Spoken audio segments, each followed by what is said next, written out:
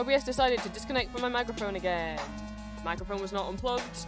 It hasn't been moved. OBS just sometimes likes to forget that the microphone exists.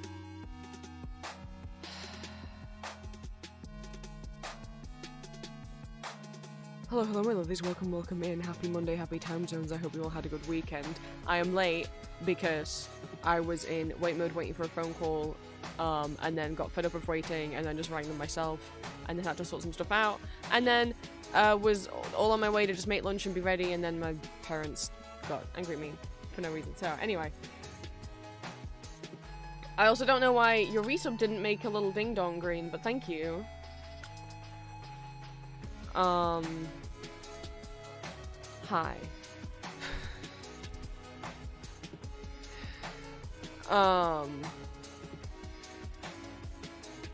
Yeah. I was like, I'm not gonna be late today because I'm gonna have lunch bang on 12, and then I'm gonna stream bang on 1. I might even end up streaming early.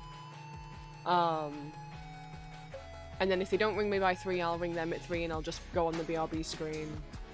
But it was eating me up too much. So I rang them. And then it was all fine. And then...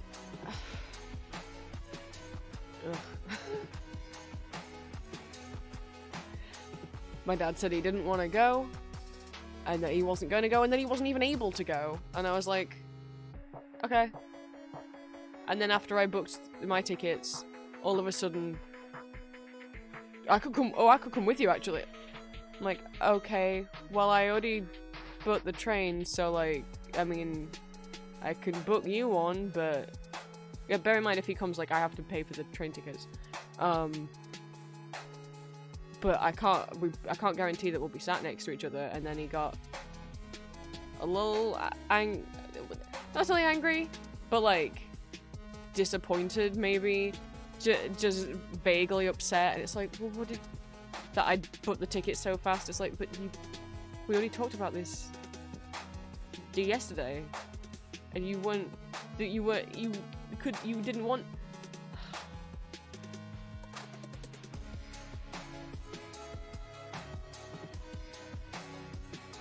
So I got a little upset.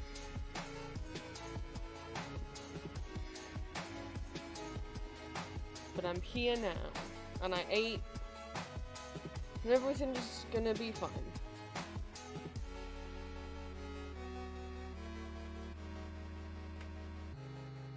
The headphones are slightly in the wrong place, but it's fine. If you did not look at the title of stream, we'll be gaming today, even though we're in the just chatting category.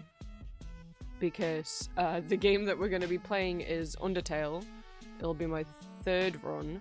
I played it when it came out in 2015 and then didn't touch it again, because if you've played Undertale, which, first thing, no spoilers, there'll be some people coming in, potentially in chat today that haven't ever seen the game, been played, or played it themselves, so don't spoil the plot for anyone. But I only do 2 pacifist routes. No offense to those who do genocide. I got no problem with other people doing genocide. I just can't. Oh my god, yeah. So it's like, oh, I don't want to reset the game. That's so sad. They're living their lives all happy now. Oh, that was my timer to ring but I already rang them.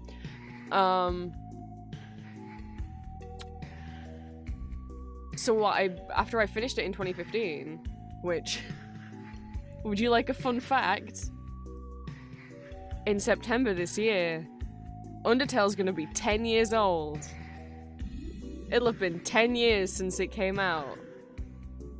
So by fun, I meant horrible fact.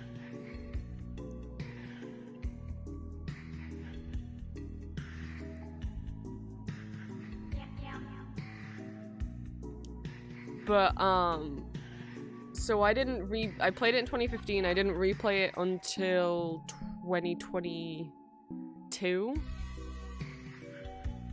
Or 2023? I don't remember what year it was. I replayed it on stream, but it was before I knew that I could export stream VODs to YouTube. I never saved any of my VODs from my original streams. I mean, I still have the VOD from my first ever stream because I downloaded that, but I couldn't keep downloading all my previous streams, like, to my hard drive. I don't have enough room. And I didn't notice that there was a way to export it directly to a YouTube channel. So my first, like, year's worth of streams are gone. Thank you so much for the sub. I don't know why my alerts aren't going off. Stream Elements is clearly working, the overlay's moving. This is... I know... I've seen on other people's streams sometimes Stream Elements just glitches out and doesn't play alerts, but I've never had it happen on my stream before. Thank you for the sub, Arabella. I don't know why it didn't make the little noise and do the little thing. I hope Stream Elements isn't broken.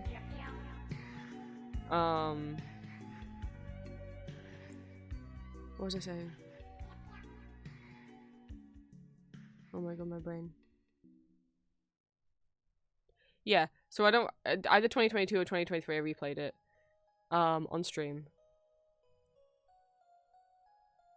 Pro tip! That I've heard many of the streamers also say. There's some games where you don't want to stream them in the category for that game. Like, we're in just chatting, not in Undertale. Because some games will result in a lot of people, usually children, coming into your stream and bullying and harassing you. And sadly, Undertale is one of those games. Which I learned the hard way. I would say same with Deltarune as well.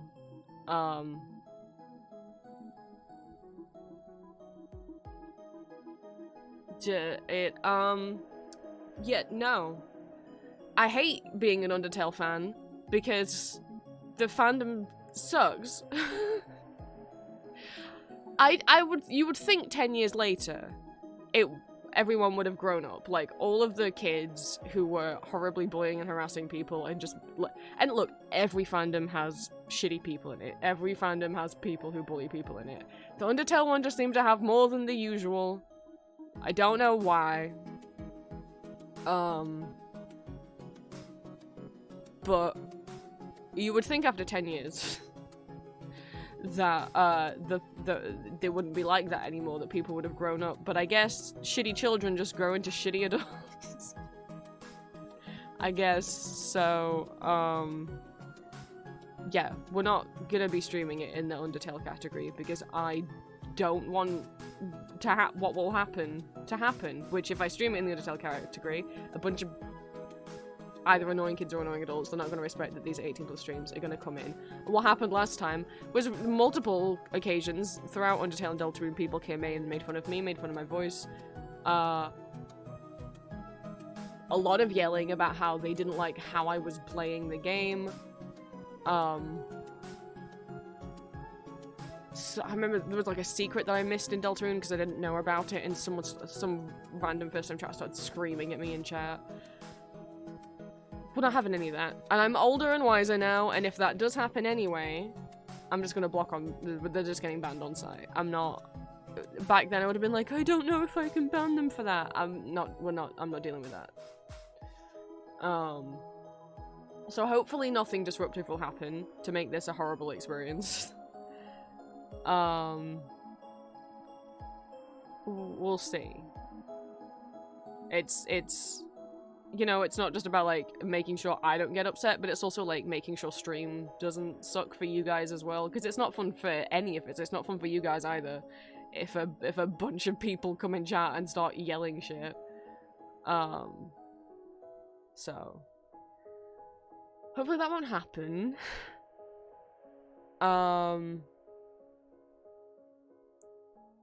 Yeah, we'll see how far we get before I have to go have dinner. It will be my third time playing the game. I won't be using a walkthrough, we'll just see what I remember. There are some things that I did in my second playthrough that I didn't do in my first playthrough, that I'll be able to be like, hee hee, have a look at this. That I'll do again.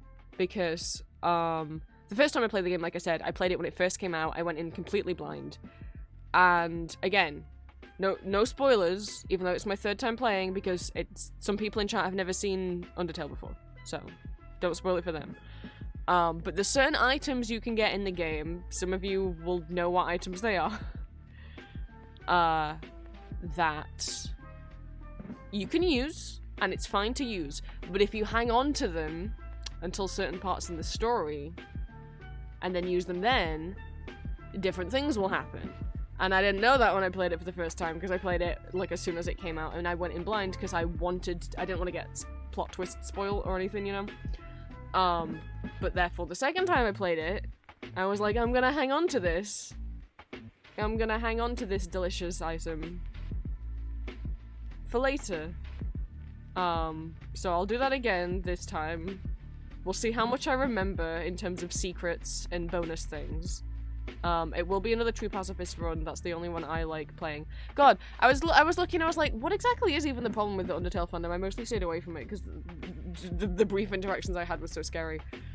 I guess there's a bunch of people that, like, yeah, that do yell at you for playing the game wrong. Apparently that happened with, when Markiplier was playing it, that he, like, stopped playing it for a long time, or for a while, because people yelling at you for playing. It's like, let people play games blind, let people discover things for themselves. It's okay if they miss things, they can replay it, they can go watch top 20 Undertale Easter eggs on YouTube or whatever, right? And if someone wants to do a neutral or genocide route, let them. It doesn't make them an evil person. It's just a video game. Even though it's a game I'm very attached to, like, when I deleted... You only get one save file in Undertale. So when I deleted my original 2015 save file a couple years ago to replay it on stream, I was like, no! No! I'm making the characters live through all of this again. But, like, personally for me, that's why I don't play a lot of games where you kill things. It's just not really my thing. Even though, yes, I like Hades, but also, the things you're killing in Hades are already dead. And they will instantly come back to life after you kill them. So after you leave that chamber, so, like... It's just not a thing I enjoy. I don't think it's bad if anyone does enjoy it. Because, I mean, imagine getting mad at people for playing the genocide route, when it's like... But that's, like, 50% of the game. Imagine... Like, if no one ever played the genocide route, we'd have... none of us would have the knowledge of what happens there. None of us would know all of the game. Like, the fact that Undertale has that option is what was the initial fascination with it. It's so bizarre to pick on people for that. But yeah, so... I'll explain more of Undertale when I get to booting it up. I don't have it open in the background because, you know, when you boot Undertale up and it does the once upon a time, right? Yeah, that just starts and you can't pause it. And I don't know how to get back to it playing after already getting through to the menu screen, so... But I did already open it before stream, and it opened fine. My computer hasn't opened a game in ages because it's so old and breaking. But, Undertale should be fine. I'm not asking it to try and open fucking Elden Ring, right? Like, it's pixel art. It should be fine. But yeah, for anyone completely blind on Undertale, I'll go over stuff when we get to it. But before then, hi guys. When did I last see you? Did I stream on Wednesday? I streamed on Wednesday, right? Yes. And we raided into Julia. Thank you for those of you who popped in on Julia's random late night stream last night. I was not meant to be up that early. Oh my, that late? Early? It was like 2 in the morning. What happened was, because I had that phone call today, I was like in wait mode yesterday about the phone call I was having today. And I couldn't, well, I was tired and I was sleepy, but I was still feeling like stressed. And I was trying to draw. I was drawing some not safe for work art of one of my special men I've never drawn, not safe for work art of him before.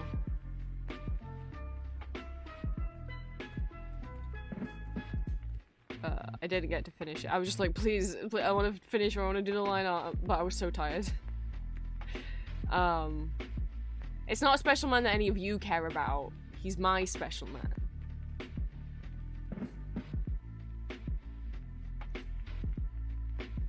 He's my terrible special man.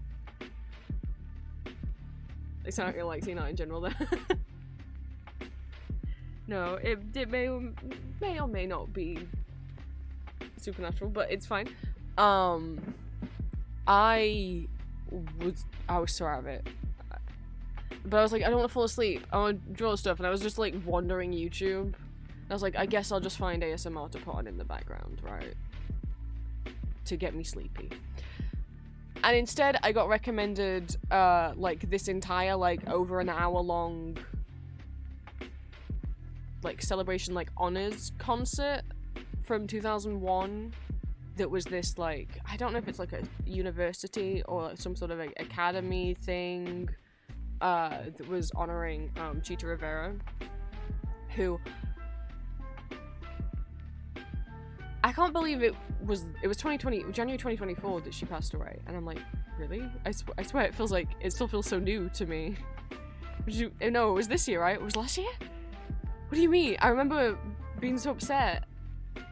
For people who don't know, who aren't as into musical theatre, Chita Rivera was a dancer, singer, actor. She was the original Anita in the original stage production of West Side Story, the original Velma in Chicago, Aurora in Kiss of the Spider Woman, among many other things.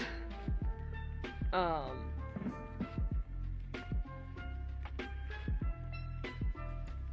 I was like, well, I have to watch that. I'm just gonna click. I'm just gonna look because I'm curious what this is, and it doesn't say what year it was from. I'm curious, and I was like, also because I noticed Alan Cummings' name was in the title, and I was like, well, I'm always down to watch him perform.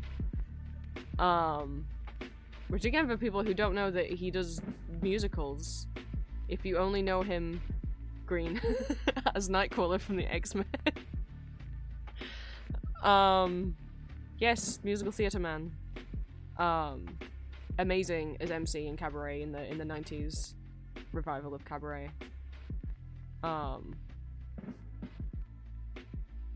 Gender envy.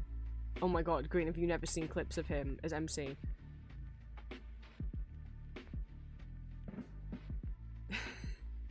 Maybe we can have a little thing. So he played MC in the Sam Mendes revival of Cabaret. Was that who did it in the 90s in London, and then they transferred it to Broadway, and then he also came back as MC again when they revived that on Broadway in like 2014 or something. That production, again, it's for people who've only seen the movie, Cabaret's hard hitting, like it's not meant to be all funny. That production especially is one of the ones that canonizes MC as Jewish and queer, which you find out is revealed like at the very end.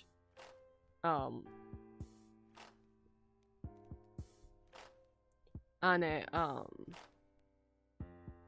a lot of people, I remember when Cabaret was going around TikTok, especially the If You Could See Her Through My Eyes song was going around TikTok, and people were completely misunderstanding it. Because obviously the song is like him and a person in a gorilla suit, and he's like, oh, people don't accept that I love this gorilla lady, and people on TikTok were like, wow, this is racist about black people. It's like, that's not, no. Listen to the song. Like, it goes through this, the point is, it's like this, the audience is laughing because funny haha, because again, you as the audience are being put into, they're trying to put you in the mindset of people who were in Nazi Germany, who were ignoring what was going on, right? And then at the very end of the number, they reveal that the gorilla is actually a representation of Jewish people, right? And the song, yes, it's anti-Semitic, because the point is that it's set in Nazi Germany. The musical itself is not anti-Semitic. It's showing how anti-Semitism became normalized. It's showing how even a character, especially in the many productions that make MC Jewish, you're like, well, why would this Jewish man be performing this song comparing Jewish people to animals? Because if he doesn't, he might die. He might get kidnapped, right? Like, he's gotta act along with it and play into it and pretend like he's not hurt by it and pretend like he's not Jewish. Cabaret is not a funny romp of a musical. It's got serious topics, and God, that just pissed me off when it was going on TikTok, and I'm like, that's not what the song's about. And also the point is that the song is meant to make you uncomfortable. Because by the end of the musical, you should feel like, oh God. Because that's what Sally's doing the whole time. Sally's just ignoring all the horrible stuff that's going on because it doesn't affect her, right? It doesn't affect her. She's not any of the groups being persecuted. She's just having a grand old time.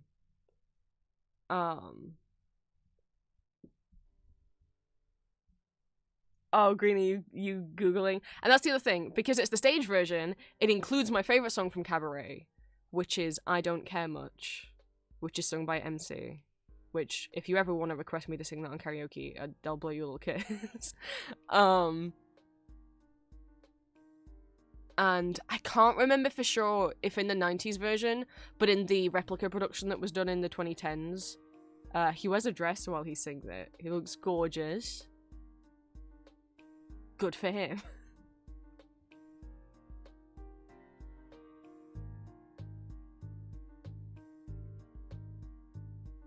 Oh, God damn it. See, I'm already going on a musical theatre rant. Yeah, so I Don't Care Much isn't in the movie. It's a song that MC sings, and I think it's so important because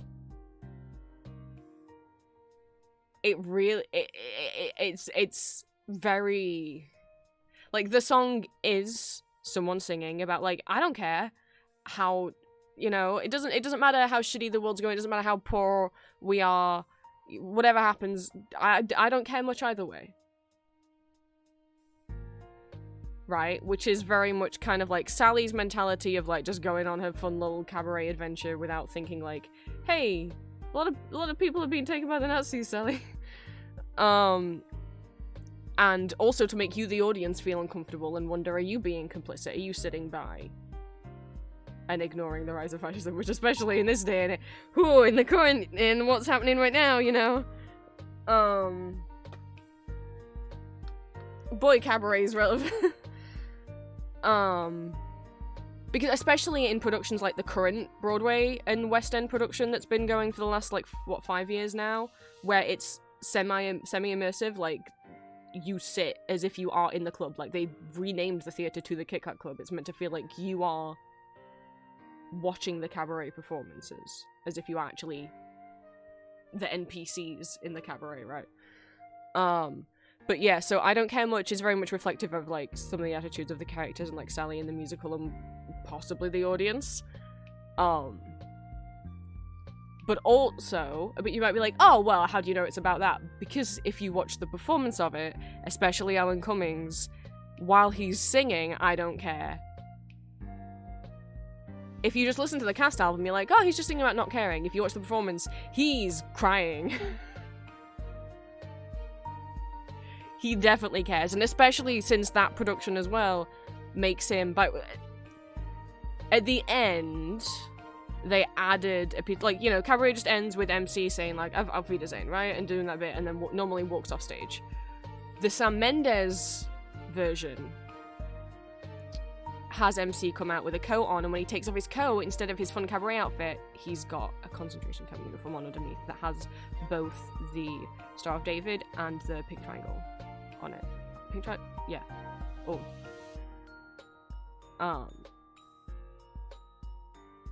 And it is horrible. Horrible in terms of it makes you feel horrible, but that's the point of cabaret. To make you uncomfortable. And And if that's not your kind of musical, that's absolutely fine. Like, obviously that's very heavy. There's a pro shot, the 90s revival, the version I'm talking about, was professionally filmed. I think you can still find the whole thing on YouTube. It's the Dolmar Warehouse production, I think is where it was. I might be wrong. But at least you used to be able to find the full thing on YouTube. It shouldn't be too hard to find a full recording of it.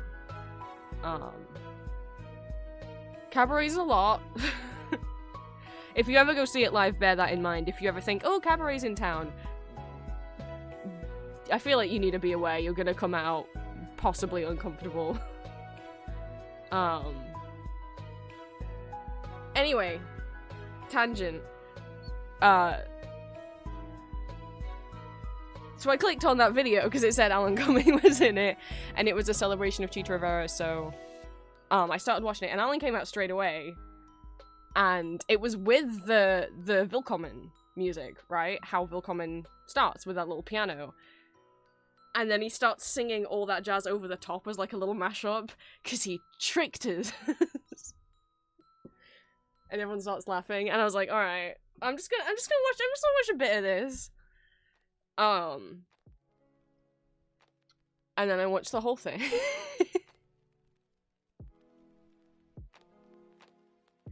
And I got emotional at the end bit with Anne Reiking coming out with a bunch of the different Chicago leading ladies and singing Nowadays.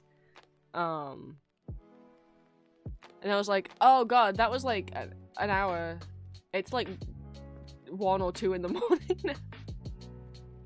Because I kind of kept pausing it to try and draw a bit. And then by the time it was over, I realized I was awake. I was really awake. And because I'd been watching something that I got invested in, I was starting to get maladaptive daydreamy, slightly dissociating. And I'm like, fucking god damn it, no. And then my brain just wanted to keep watching more musical clips. No, bedtime. I don't know when these people are gonna call me in the morning. They might call me as soon as they open, like, bedtime. So, I was up a bit late. If you saw me in Julia's stream, that's why.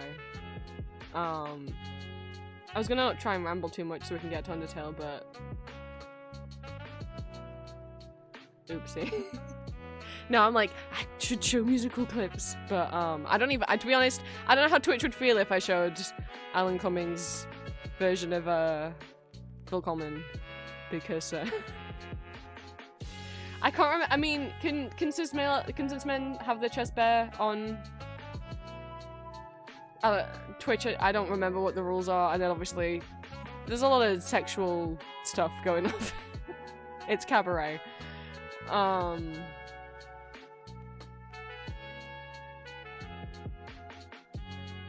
But yeah, oops. And then I was just, then Cabaret in Chicago and Kiss the Spider were on my brain, which if you don't know, were all by the same composing team.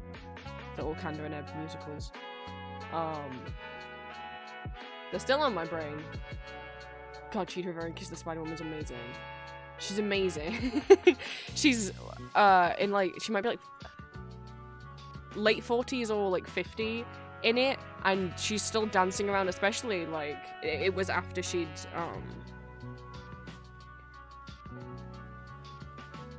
it's amazing to still have that much energy and be able to kick her legs as high as she does. And also because a few years earlier she'd been told by doctors she wasn't going to be able to dance anymore because she'd been in like an accident that had broken her leg really badly. And then she just, and I get really emotional watching her in Kiss the Spider-Woman.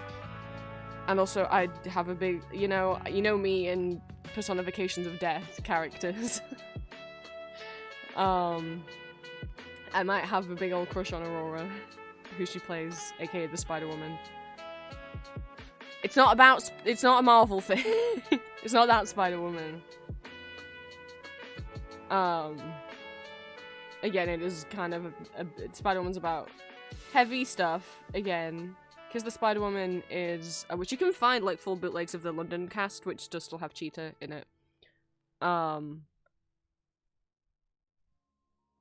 my god, I couldn't even remember to tell you what year it takes place in, but essentially, man thrown in prison for being a rebel is forced to share a cell with another man who's in prison for being gay, I mean, there's an accusation brought against Melina that, like, that he had maybe done something underage, but it's also, like, kind of implied that maybe that's just a big old homophobic lie, so, like, I don't know for sure. I can't remember it. I can't find if it's ever said for sure anywhere. Personally, I don't think so. I think he's just in there for being gay, because it is taking place in maybe, like, the, I want to say 50s, 40s, maybe. And they do not get along, because, I wish I could tell you the name of the main character, I forgot his name, is a homophobe. I accidentally wrote Kiss of the Spider-Man instead of Spider-Woman.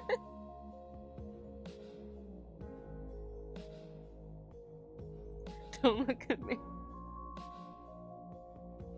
Oh my god. Valentine. But it's these two who are forced to share this cell together in prison. Actually slowly becoming friends. I mean, Valentine kind of uses him, but they slowly actually form a friendship and possible relationship. It's up to you how you interpret it. Melina ends up with a massive crush on Valentine and does fall in love with him. It's up to you whether you think maybe Valentine has any feelings for Melina in return.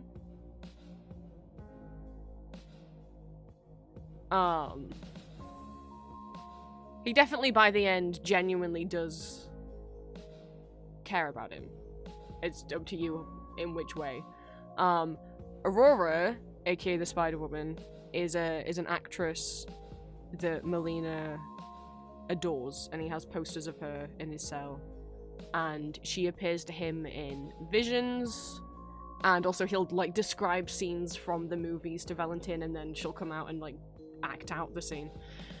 And also sort of as, one of the movie roles that she'd done was to be the Spider-Woman.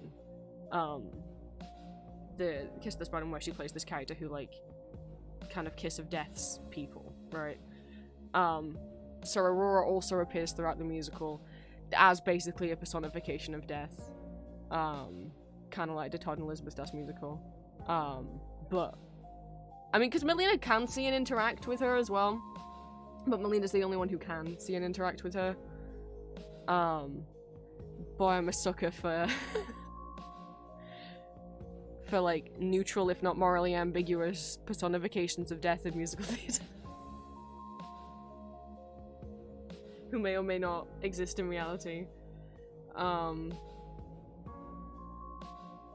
much Deadpool came up? None, actually.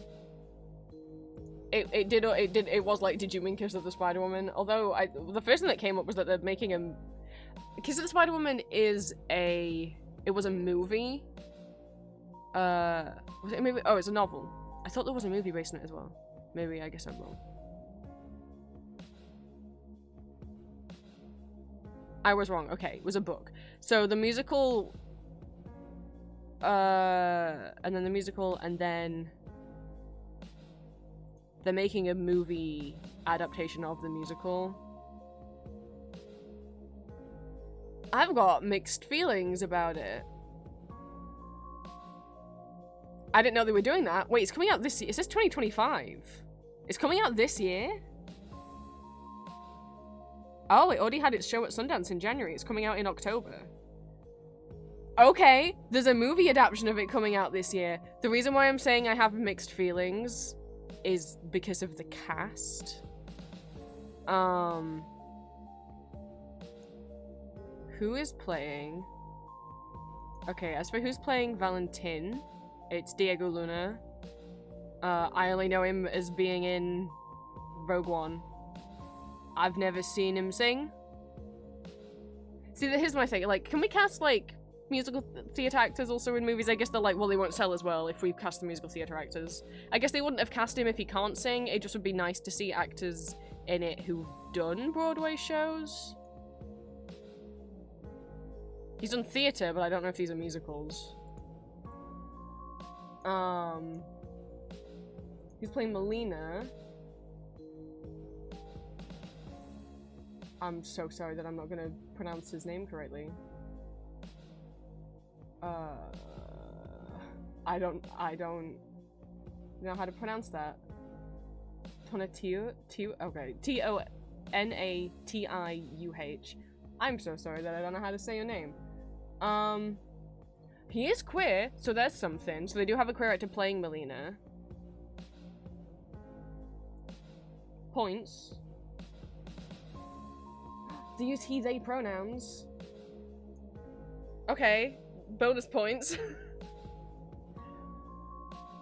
This seems like, I guess they've been in like, all they've done before this is like a couple random little like one episode off parts from various TV shows, and then a Netflix show. So this will be like their first big role.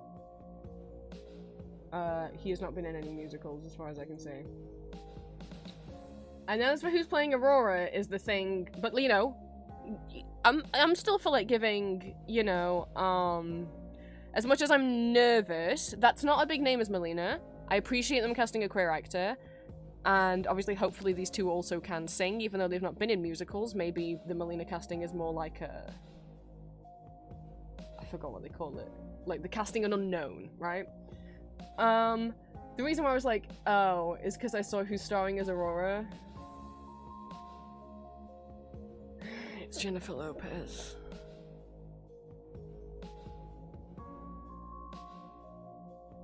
And you might be like, Prince, but she can sing. Uh-huh. Sorry. This is a Prince who ended up watching a whole video essay about the movie that she made about herself. Because I was one of the many video essays I put on in the background when I'm bored, and I'm just like, oh. I mean, there's nothing wrong with having a bit of an ego. I'm not gonna make... I don't have opinions on her as a person. I don't know her personally.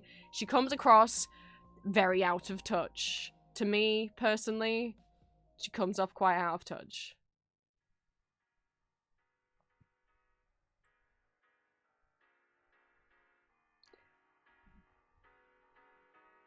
In terms of her ability as an actor,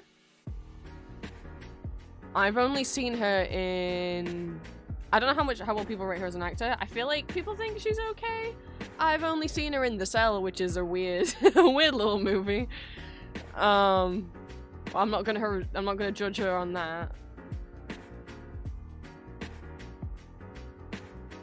I don't know. I don't know if I see her pulling off the otherworldly mysteriousness. Obviously they cast her because she's Jennifer Lopez. Just for me, after watching that video, so I'm like, oh my god, she's really out of touch, huh? Okay. Oh, it's set in the 80s. It's later than I thought. I was like, obviously it's gotta be after the movies.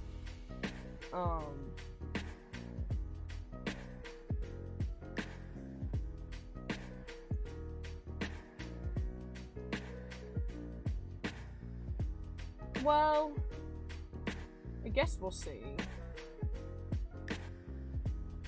I mean, she can definitely sing. I've never heard her do anything other than, like, pop singing, though, you know?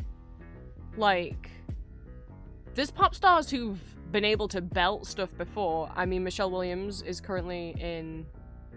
That's not her surname. Hang on, I said that very confidently. Is that her surname?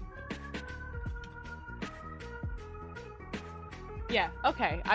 Sorry, I never listened to Destiny's Child. So Michelle Williams who was in Destiny's Child, is currently in Death Becomes Her, killing it. Oh my god, she sounds so good. Nicole Scherzinger, who's in the Pussycat Dolls, she's done big roles. She's currently doing big roles on Broadway in Sunset Boulevard. She's played Grisabella in Cats. She can belt. You know, so sometimes pop stars surprise you, and they can belt some songs out.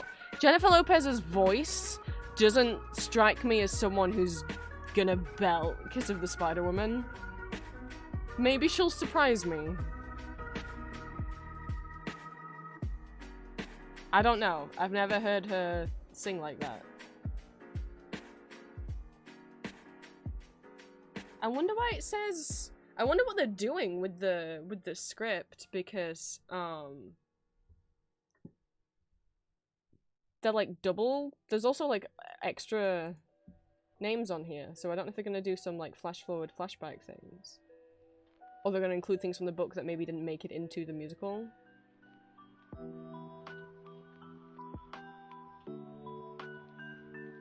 No, sorry, I'm reading like choreography credits. Are they re-choreographing it? But the stage choreography is so good! You don't need to re-choreograph it!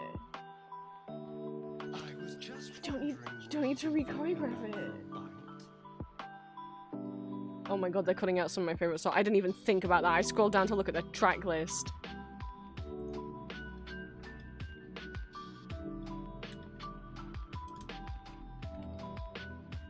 So Over the Wall's gone, both the first one and the second one. The second one gets stuck in my head all the time, because of the keys, the time signature. It's in 6/8, and then for one bar it goes to 2/4, and then it goes back to 6/8, and that rhythm gets stuck in my head. I mean, they're keeping all of Aurora's songs. No, they're not. There's 23 songs in the stage musical. The movie's gonna have... I'm not... 1, 2, 3, 4, 5, 6, 7, 8, 9, 10, 11, 12, 13 out of the 23 songs. I mean, we're keeping the showstoppers, we're keeping Where You Are, and we're keeping...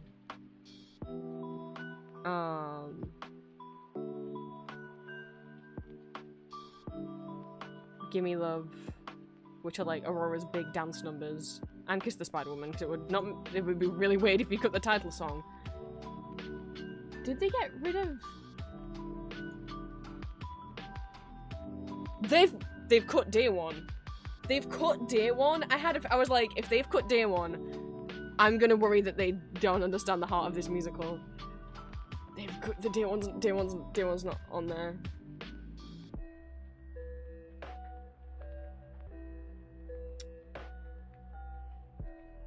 Oh my god. I get cutting Over the Wall. I expected it. They're short. You don't need them. Dressing Them Up's gone. That's Melina's solo song, like his introduction song, because he used to work in a tailor shop or like a wedding dress shop or something, and he would get to dress up the mannequins. That's what the song's about. That's gone. They got rid of Day One? They got rid of... Okay, why is the end of Act 1 number the 4th one in... Oh, because they cut a lot from Act 1? Morphine Tango's gone. Is Day After That gone? Day After That's gone as well. Okay, here's the thing. And I don't particularly like Day After That, but it's a bit important to Valentine's plot. And Mama, It's Me, it's gone. Anything for Him's gone. Anything for Him? Oh no, Anything for Him's there. I was gonna say, that's important. That's like Melina and Valentine. It's kind of love song. I can't believe they've cut Day One. I almost want to show you bits of Spider-Woman now, just to be like, look, Day One, do I like to re-listen to Day One? No. Because it's a lot, it's emotional. But it's very pretty and kind of important. Oh my god. Or just because it's not big and flashy. It seems to be getting...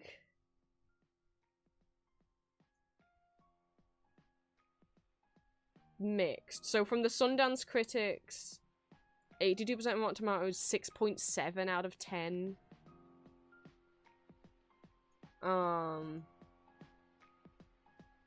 Metacritic's averaged it out at 60 out of 100, so... Committed and sincere cast, but what they're peddling has become distorted, so I guess maybe changed too much. It seems to be getting... mixed reviews. How I dread when musicals I love get made into movies. But maybe it'll make more people aware of the musical. There's not a pro shot of it, but there's bootlegs of it. Maybe it'll get the musical having it hasn't been on stage in quite a while. It's never had a revival. No, it's not. It's not been... Yeah, it just had the original Broadway production in '93. You guys are letting me ramble about musicals just because I mentioned... Right, before I'm convinced to show you guys... I want to show you guys something that came in the mail. and I need to give you your audio previews for the week. Sorry about ranting, but also, why do you let me do this? You're the one who made me do this.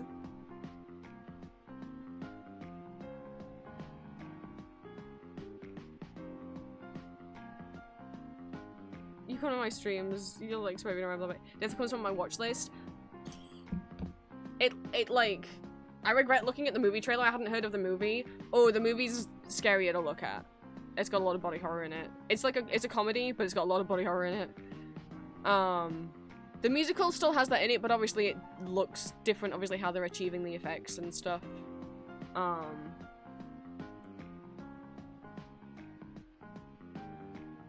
To me, it's not as scary seeing it on stage. But yes. Death becomes her. Did I show you guys clips or songs from it like a month ago? I can't remember. But if you want perfection, which is done by Michelle Williams. Oh, she does this run near the end of the song. Ugh. The plot of the movie and the musical is essentially two frenemies, the friends but toxic and hate each other, but also best friends.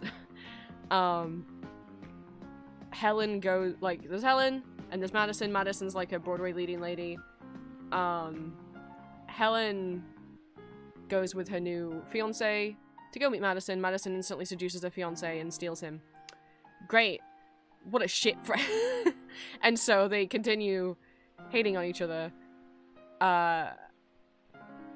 While also, they discover this person, she has a different name in the movie and the musical, who has discovered the secret to eternal life and has a magic little potion that you can drink and you'll never age or die. Does it sound too good to be true? Because there's a catch.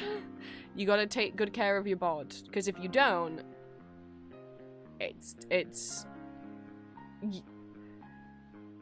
you won't age or die. But, like, for example, if someone blows a hole through your stomach, you just have a hole through your stomach now. It won't heal. You're kind of like a zombie, but just you don't look like one. But if you get hurt, it's not growing back. It's not healing. Yeah, for example, at random, Green. So there does become wacky hijinks of them hurting each other and not dying, and just getting, like, more intense, like, injuries.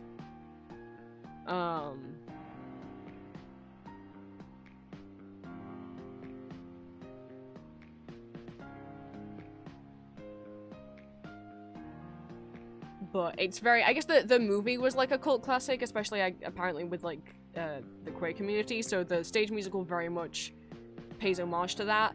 There's a song called For the Gaze, G-A-Z-E, but it is obviously very much a pun on For the Gays, G-A-Y-S, and paying homage to, like, different musicals and leading ladies who've become, like, icons, especially for, like, gay men and drag queens. So there's bits in it that reference, like, Wizard of Oz, Liza Minnelli, Judy Garland, Julie Andrews, and Victor Victoria.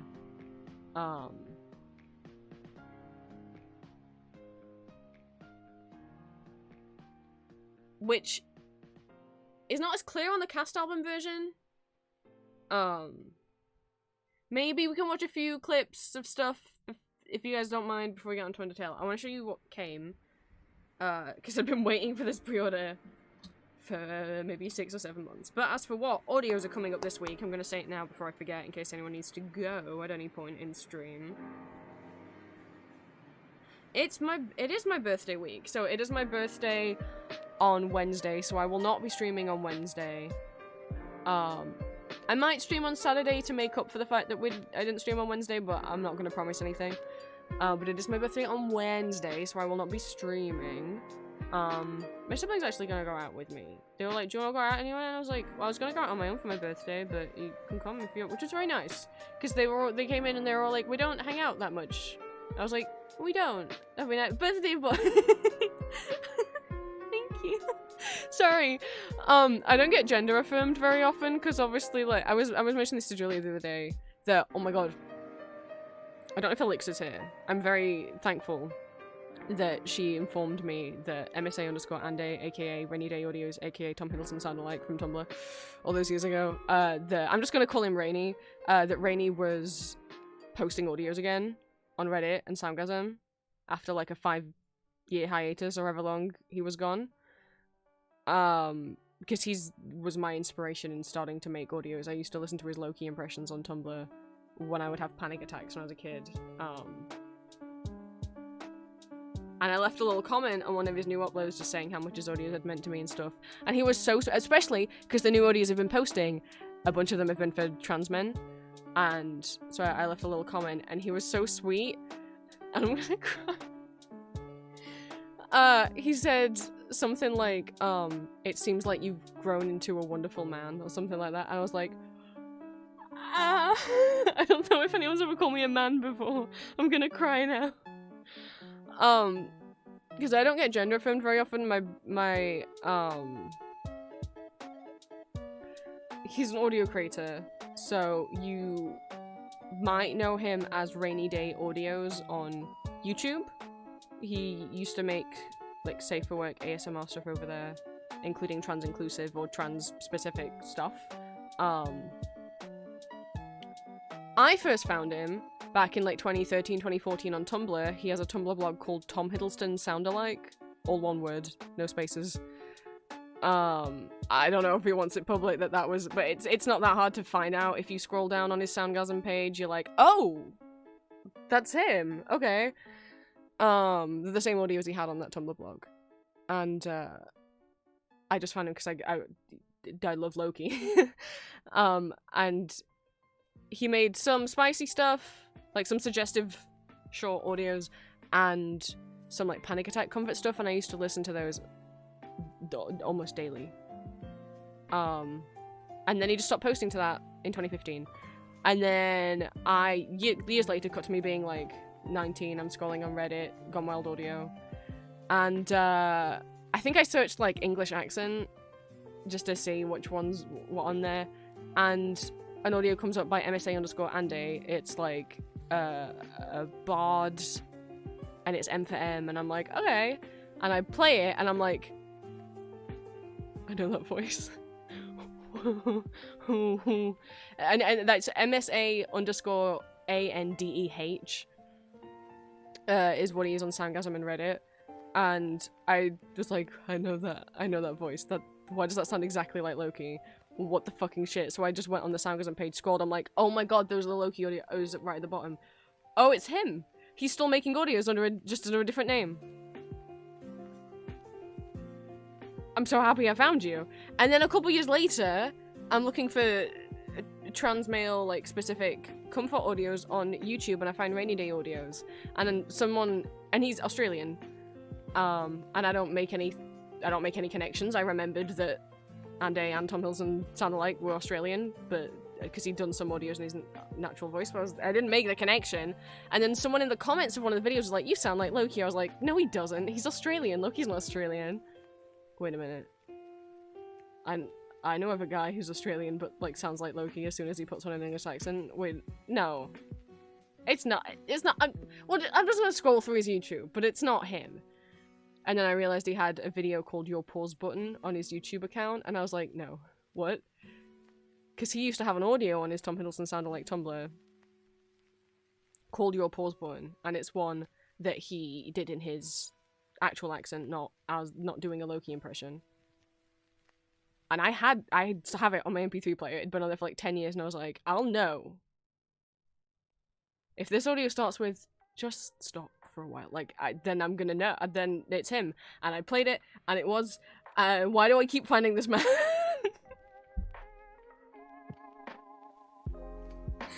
I don't know, the universe keeps being like, here he is again. But yeah, I'm sorry, I was saying I don't get gender affirmed a lot, because obviously when I'm talking to people, when you talk to someone, they talk to you in the second person. They don't talk to you about you in the third person to your face. That's not how talking to people works. And when my parents talk about me to each other or to other people, they misgendered me. They've never gendered me correctly since I came. Nothing changed after I came out. So I just hear myself get misgendered daily.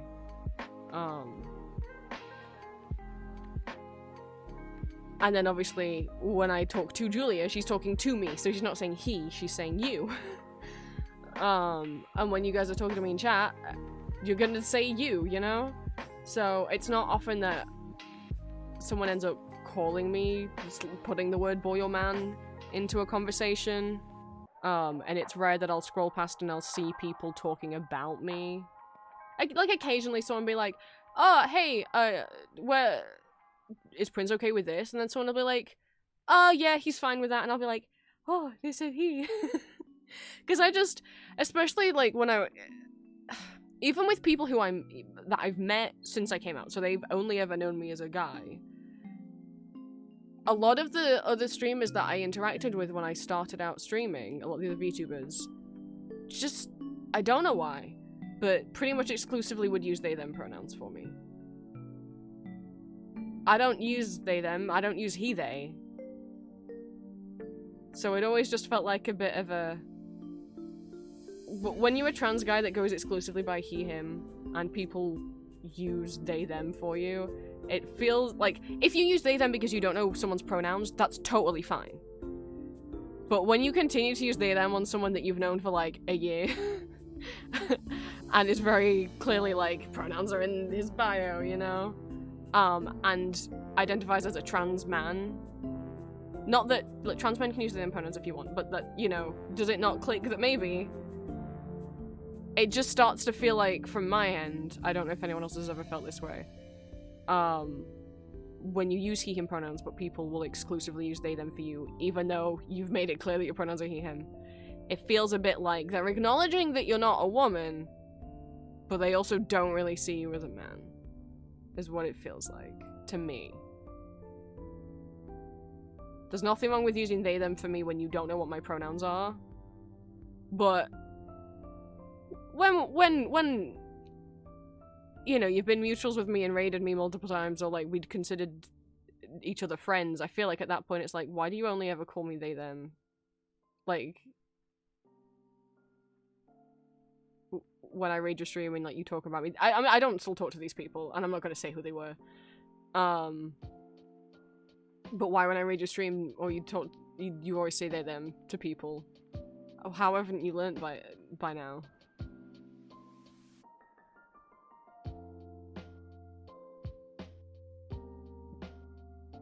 But I mean, there was no other trans guys in that group, so I don't know. So anyway, thank you for saying birthday boy, Squid. I was genuinely just like, oh, it's me. Cause I don't read correctly gendered terms about myself very often, you know. You don't have to call me boy in every sentence when you talk to me, you know. So it's rare that I see stuff like that about myself. So anyway, thank you. Yeah, it's my birthday on Wednesday. Thank you for everyone who came and watched Barbie and the Rockers with me in Discord last night. Yes, birthday Wednesday, so no stream. Still will be an audio, but no stream.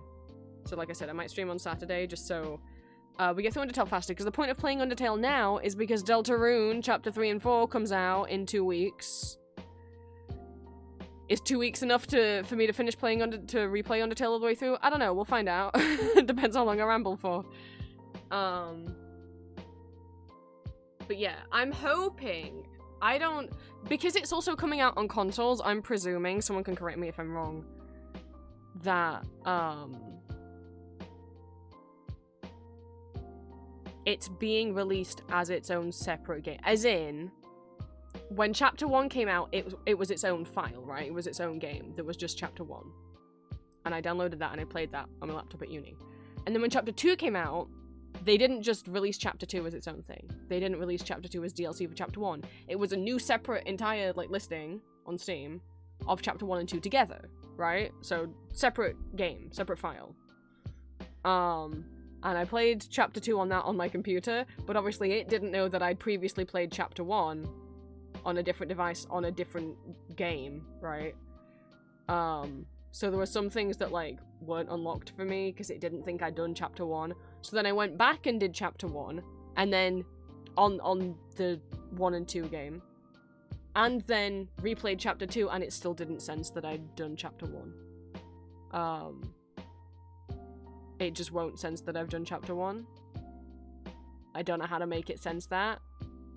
So my hope is that this new release, because the new release is not just 3 and 4, it's 1, 2, 3, and 4, because this is the first time chapters 1 and 2 will be playable on the Switch and PlayStation and Xbox, and also, because I'm on the Deltarune Undertale newsletter, as well as them working on chapter 3 and 4, they've also redone 1 and 2. Not as in remastered it, and not as in rewrote it, but they've kind of changed the game engines that they were made with.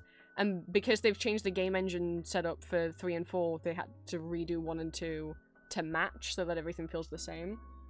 So I'm hoping that that means, like, it's a completely separate... It's going to be like a new Steam listing, right? It's going to be a complete separate game. It's not going to be DLC for the one that already exists, right? Because if so, my copy's gonna be broken. I don't want to keep having to work with... Because obviously when 1 and 2 came out, all of those, empty slots were there for, like, the later chapters. But I'm presuming that this isn't being released as DLC. I'm presuming it's being released as a new game on a new page listing. Or maybe they'll update the page listing. I don't know. But I was presuming it's not going to be DLC. Because it would be weird if, like, all the other releases were the full game, but then the Steam one was just 3 and 4. Especially if 1 and 2 has had, like, tweaks to it. So... that's my hope. I did not watch the Nintendo Direct announcement about it, because I don't watch Nintendo Direct, because I do have a Switch, but I don't use it. I don't really enjoy it that much, and, especially not fucking now. Fuck you, Nintendo. I was never gonna get a Switch 2. But what do you mean you want to try and charge almost $100 for any of your, like, Mario, Zelda, Kirby games that are gonna come out in the future? What the fuck? Bear in mind that while Nintendo's asking for even more of your money, they continuously try and crack down on people who are trying to preserve their games. And look, if you're pirating... Here's my stance on piracy. If you're... Planet Clue phrased it this way, and I was like, yes. Is like, pirating things just so that you can make a fucking profit, like, and resell them, stinky. But pirating things for the sake of, like, media preservation, for example, the... who knows how many Nintendo games that exist that you literally cannot buy anywhere. You cannot buy anywhere. You cannot get... They're not included in, like, the Nintendo Online subscription thingy. Like, you just cannot get them. Maybe you might find them secondhand. Maybe. If it even works. And so people... the sake of, like, making an emulated version of the game is also, like, media preservation. Nintendo don't like that. Nintendo don't like that. Nintendo adding more features into Switch to make it so that people can't mod them, because you can't do things to a thing that you paid crazy money for. Yeah, Nintendo keeps refusing to re-release things and suing people who emulate those games. Yeah. Apparently they're putting it... I mean, obviously they're calling it anti-piracy measures, but it's like, I don't know, I feel like you should be able to mod a console that you paid for without having your entire Switch bricked. But maybe that's just me, especially with how much Switches are.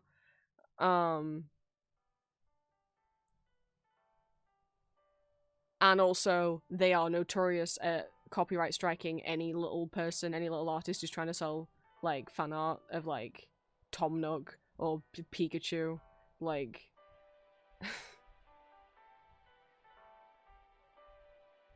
Okay, specifically, I mean, the Pokemons do come from the Pokemon Company, but still, like, they are... MCM Comic-Con in London a few years ago, there was a representative from the Nintendo stall there, going around the artist alley, and then going over to management and being like, that person's got, like, a Kirby pin, you need to kick them out of the convention right now. And they did! Sellers were kicked out midday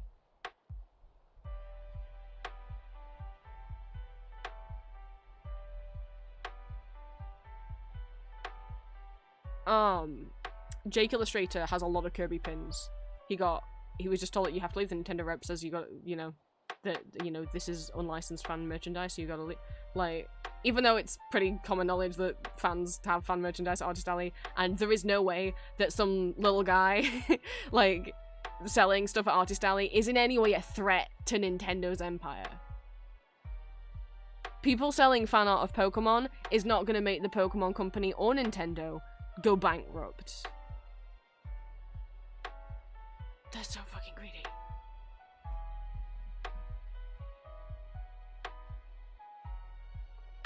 So I don't watch the Switch announcements. So I didn't know about the Deltarune announcement initially, but I have the newsletter, so, you know. Yeah, it's been, obviously, it's taken so long, for obviously such a big gap between Chapter 2 and Chapter 3, because not only were they making Chapter 3 and 4, but they're also releasing it in Japanese at the same time, so they were also making sure everything was translated into Japanese, and obviously that the jokes would still land and reference, you know, little puns would still work, and that's harder to translate, you know, because there's a lot of silly humor stuff in Deltarune. So it's been released simultaneously in English and in Japanese.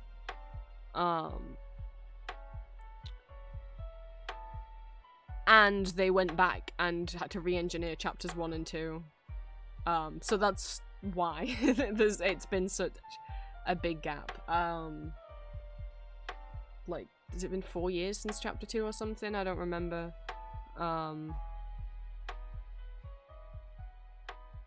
But now that all of this has been sorted, Toby said that there should be less of a big time in between, especially because whatever game engine thing they have working now is easier for them. So yeah, it took a lot of time to have to go back and update 1 and 2, but what that should mean is in the future there shouldn't be as much of a gap between releases because they've got a more efficient way of doing this now.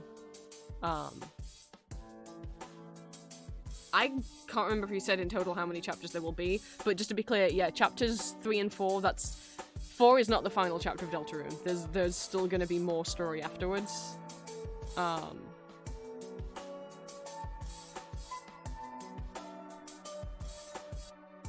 I'm assuming any future, and I think maybe he said any future installments, 1 will be DLC and 2 might be free? I don't want to say that for sure if I'm wrong.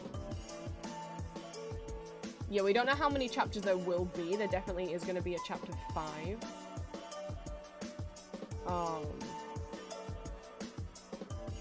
Yes, so what you will be purchasing when Deltarune comes out is chapters 1 through 4, and every following chapter will be free DLC. Hence why this release is just called Deltarune, not Deltarune 1 through 4.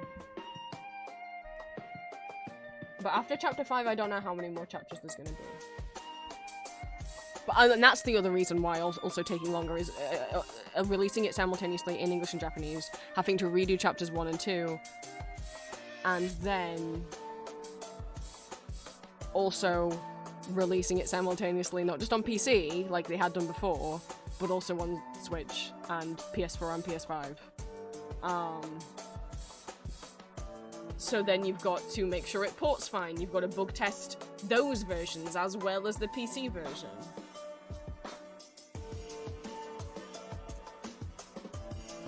So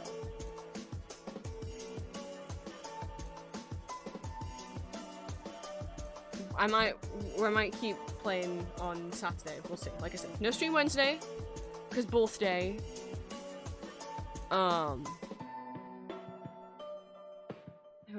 Your audios for this week.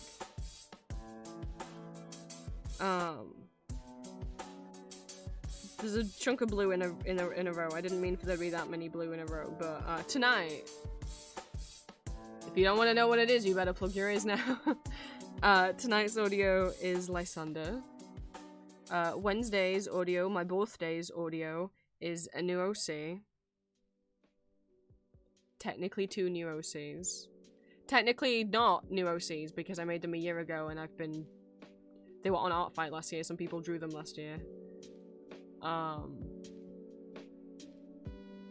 So Wednesday will be Barnaby and Oscar. I love them very much. I'm really nervous. I love them so much. They mean a lot to me. I would have dragged the plot out of the audio longer, if not for the fact that I am terrified of people's reaction to seeing the objectum tag.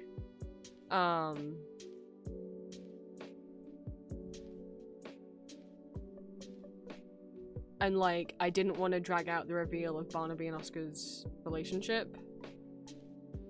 In case people are like, ew! I was just like, just put it in the first audio. And then they can get their ew out of the way immediately and leave. They're not going to complain that they got hooked in and now they don't like where the story's going.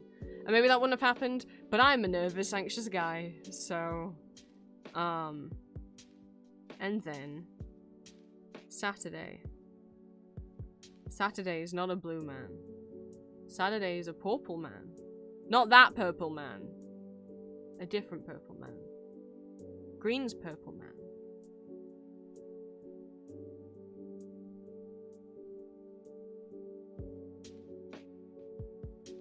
I say, and then I pause to see what Green will type in chat.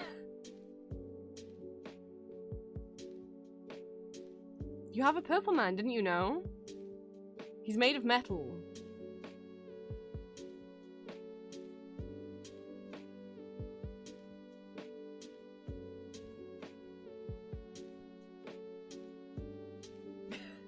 Not... yeah, not... Okay, Green thought I was talking about a different purple man, because Green knows that... I think Green accidentally thought I was talking about Silk, because Green knows that the audio, the not safe for work audio that's going up on the 31st, Green knows that part of it was based off one of his requests, so he knows it's one of a few different characters, one of which could be Silk. And so, yeah, no, that's the wrong week, Green.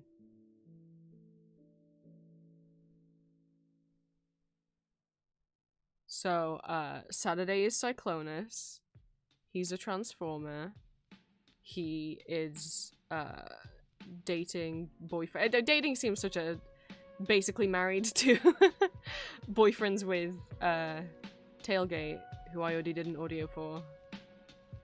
Canonically, in the comics, they are a couple. That's not just me shipping them, they are canonically a couple.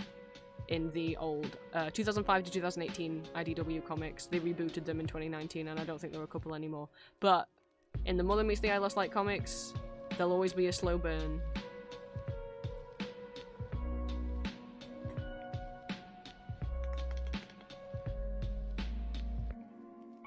I'm seeing Green this excited, this is great. I forgot to say hi to everyone at the beginning of stream, I'm so sorry. Hi, peep. There's a lot of you now. Hi, Green. Hi, Squid. Hi, Rocio. I don't know how much in chat I can scroll, because it doesn't let me click and drag. Oh, I'm gonna... oh, no, because I can click. Okay. Hi, Mid-Romeo. Who else was here? Welcome in Bunnies. Welcome in Cinnamon. Even though you got here an hour ago. Elixir. Anna Mary? I don't know if that's how I pronounce it. I'm sorry. I didn't read your name earlier. Jones. Mac. Dallas. McGee. Sorry if I missed anyone. Olivia. Kiwi. Sorry if I missed anyone. So that's this week's audios. You got your fill now. Let me show you what arrived this morning. I was worried that they were never going to come because I've been seeing people receive these for months and I've been worried about mine because I was like, I was in the first pre-order group. I wasn't in the second group.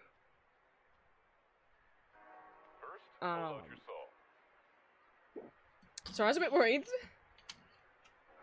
And I did, like, I emailed... No, I sent them a DM, I replied to the message they put out about the orders on Blue Sky, got no response. I DM'd them, got no response, and then I emailed the email they had in their Blue Sky bio and the email on the form that I filled out, and I got no response, and then I emailed them again, I think a week later, and got a response or something like that. And that's not me, like, having a, like, they completely were transparent on Blue Sky that they've suffered, like, a death in the family, so I'm not gonna, like, get at them for, like, not immediately responding. I was just worried because I'd never purchased anything this way before, because instead of it being, like, an Etsy shop or a Shopify shop, it was a Google form where you put what you wanted on the Google form, and then you just sent them that amount of money on PayPal. Which just made me nervous. As a business, I mean, if they were asking to be sent friends and family, don't do that, but that's not what they were asking. It was like, as a business, so if anything went wrong, I'm like, well, if anything goes wrong, I can file a chargeback with PayPal if it turns out to be a scam. It was not a scam, but that just made me nervous. I'd never bought anything that way before. I think because it's from, I think they're based in China or Hong Kong, so that I've known other, when I used to collect musical theatre pins, especially of Elizabeth Ross musical, because that's popular in China, there were some musical pin manufacturers, not manufacturers, like enamel pin artists, like creators, that I knew on Instagram who, yeah, just couldn't get an Etsy shop. It's just harder for them, or like some of those platforms don't even exist in China. So a lot of them do just take PayPal payments, and then you just have to hope that they're telling the truth and they'll ship it you.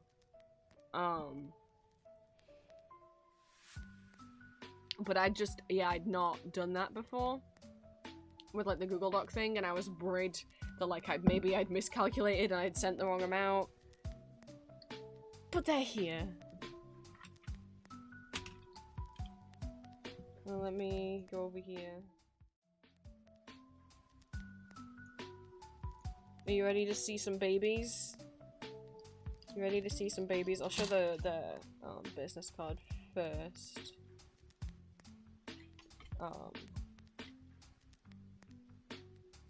Where will that focus? It's sushi, but with 2 I's at the end. Shop.bigcartel.com. The blue sky is Sushi Siu, so SUSHIISIU is the Twitter, Instagram, blue sky. Is that Line? Is that the Line? Like, I don't use Line. I don't know what the L is.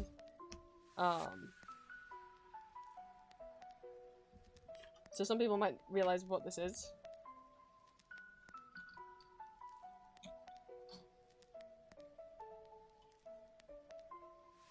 There's a baby down here. Who could it be? Who could the baby be?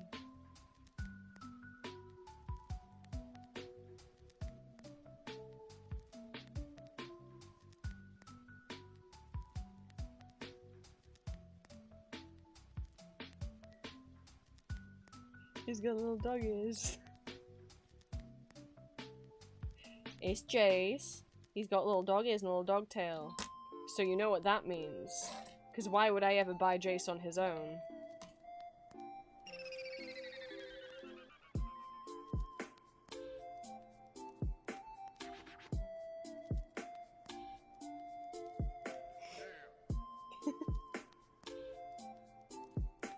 It's a little Victor. It's a little kitty Victor.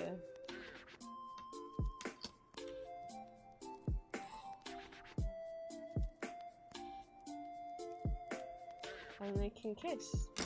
See? They're kissing now. Probably shouldn't do that on stream. I got a set for Julia as well. I got those. And then I also got these ones.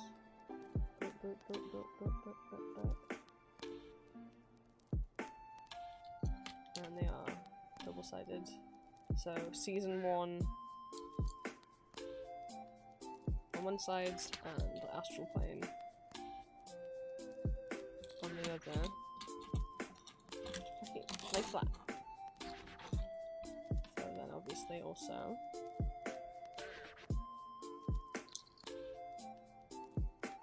and you'll be like, why were you struggling having them laid flat? Well,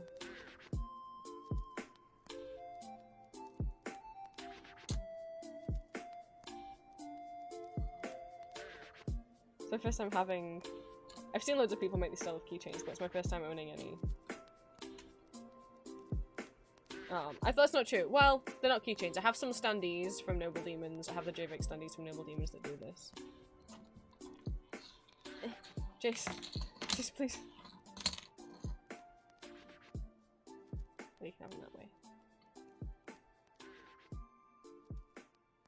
But wait. I got everything that they had. Let's be real.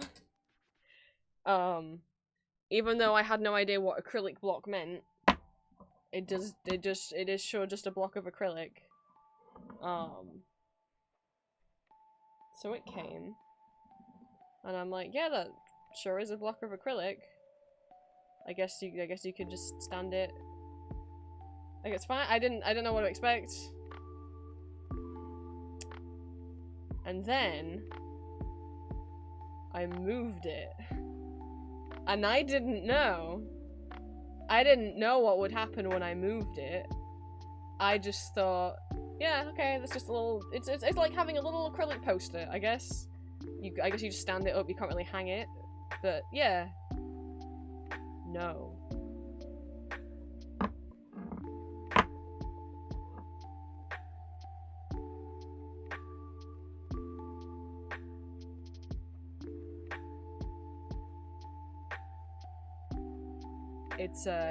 It's like a liquid glitter keychain, but not a keychain.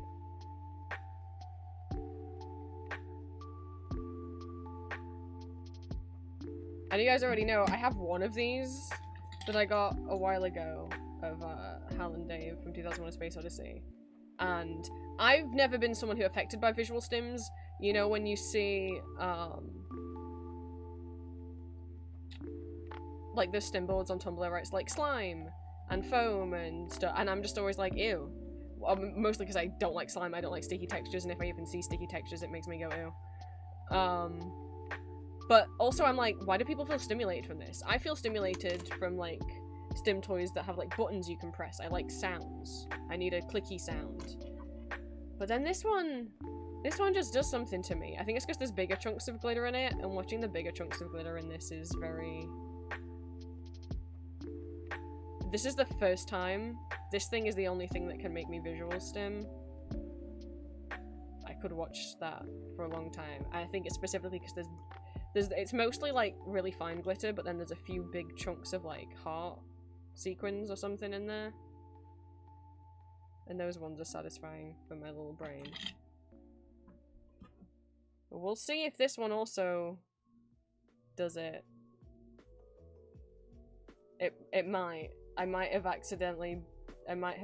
got a stim toy.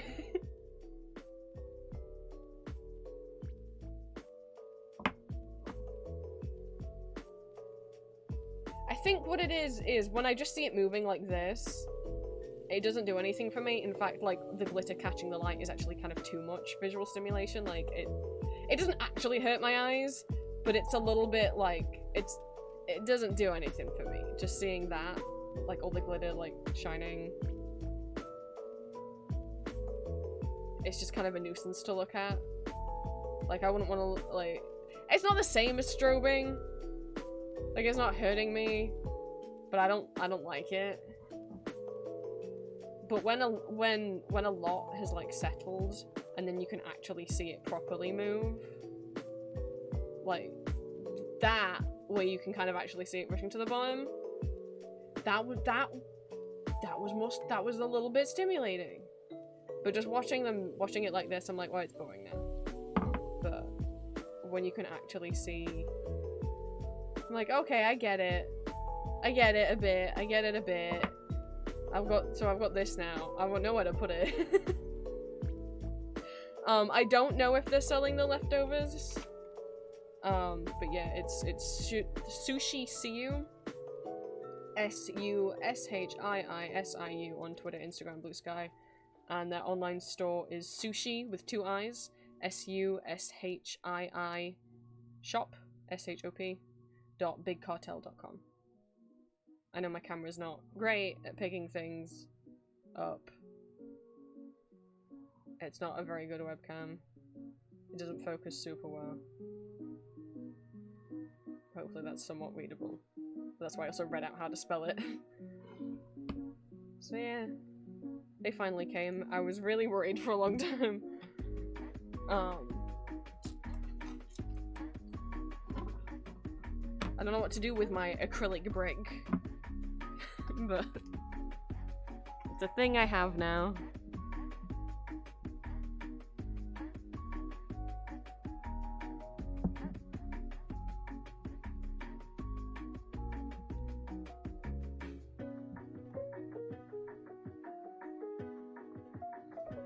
So anyway, do you guys want to watch a few musical clips before I actually play Undertale?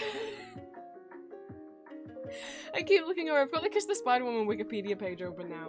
And I forgot that they do actually... There is a sex scene in it. But, again, it's up to your interpretation. Melina is definitely in love with Valentin. It is up to you whether Valentin's in love with Melina. Because he does sleep with Melina in order to get Melina to make a phone call for him to basically help the rebellion. And the sex is used as a way to persuade Melina to do it. Some people will be like, oh, Valentin only loves him platonically, but just did the sex so that Melina would do something. Some people are like, no, I think Valentin generally fell for him, so I guess it's up to you. I think it's very clear by the end that Valentin does actually care about him. And does feel guilty about kind of using him. But it's up to you. Musical clip. God, I could watch, like, whenever YouTube just recommends me a random, like, best of Broadway concert, and a lot of the times it's, like, actors I've never heard of, and maybe mostly songs I don't know, I'm like, yeah, I'm gonna watch this. Oh my god! A video essay YouTuber that I follow, they just uploaded a video essay on pull-up dolls, like, an hour ago. Oh my goodness. It says, it's pull-up losing the battle of the big-eyed dolls, because can see they're basically calling them a loser to Blythe. Yeah, Blythe is still going. Pull-ups are still going. They're no longer a thing, but they only release maybe like $1 or $2 a year. They used to release $12 to $24 a year, like $1 to $2 a month. Do I have any other ones in the thumbnail? I don't have any other ones in the thumbnail. Could I name you the ones in the thumbnail? This is Wind, the original prototype version. I can't remember if it was only the prototype that came with the bicycle or she also came with the bicycle, but Wind that also is the first pull-up that was ever released. We've got Noir, we've got, that's the Asuka Evangelion one in the background, the cat in the top corner is called Mitsuki, that's the Roman Holiday collab one, that's Elizabetha, she's Elizabeth? She's a vampire.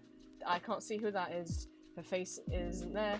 The frog, oh my god. I want to say it's just called Froggy, but that might be very wrong. That's also Noir again, but that's the Regeneration Line version. That's the original version of Suseisuke. That's the Anne of Green Gables pull-up. Yeah. So I can name all of them, apart from I'm unsure if the frog one is called Froggy. I don't think it's called Froggy. Fuck! Was the Frog limited edition? Or did they never- I can't- They released a tiny version of the frog as well. I'm gonna have to Google pull-up frog now. Google says Froggy? Oh, sweet. Sure was frog- Hey! I could name all of them.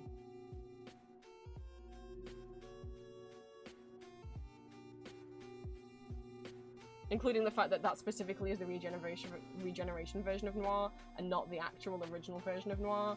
I can tell even though the photo's that tiny. There's a reason why it used to be my special interest. Could you tell? that was my like a 13-year-old princess special interest.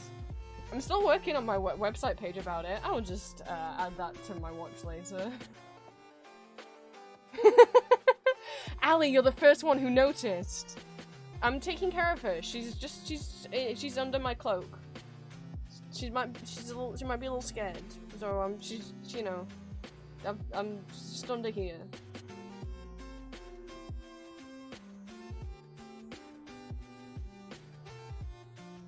Oh, she's so small. I was almost tempted to make it even smaller and see how long it would take people to notice.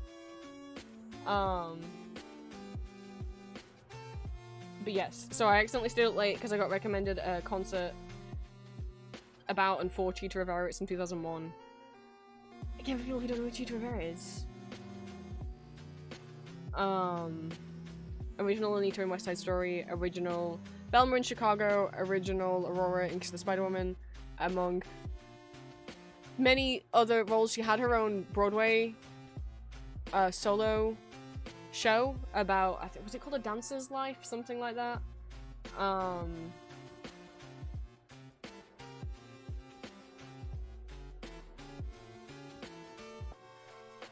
My brain froze.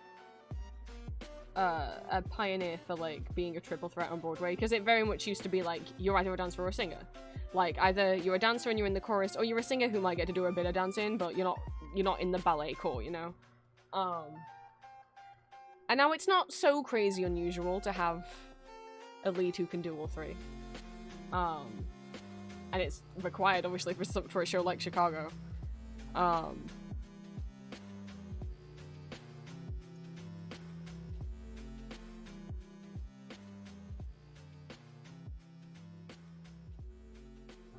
don't know, I think she's really cool, really talented. But yeah, I got recommended. It's like, oh, it's 2 hours long. That explains why it was 2 AM when I went to bed. I thought it was only an hour, and I was like, but then how was it 2 AM? Because it was 2 hours long. I shouldn't be recommended random Broadway benefit concerts and stuff, because I will just watch them no matter what I'm doing. I'll be like, oh, what's that? And then I'll just watch them.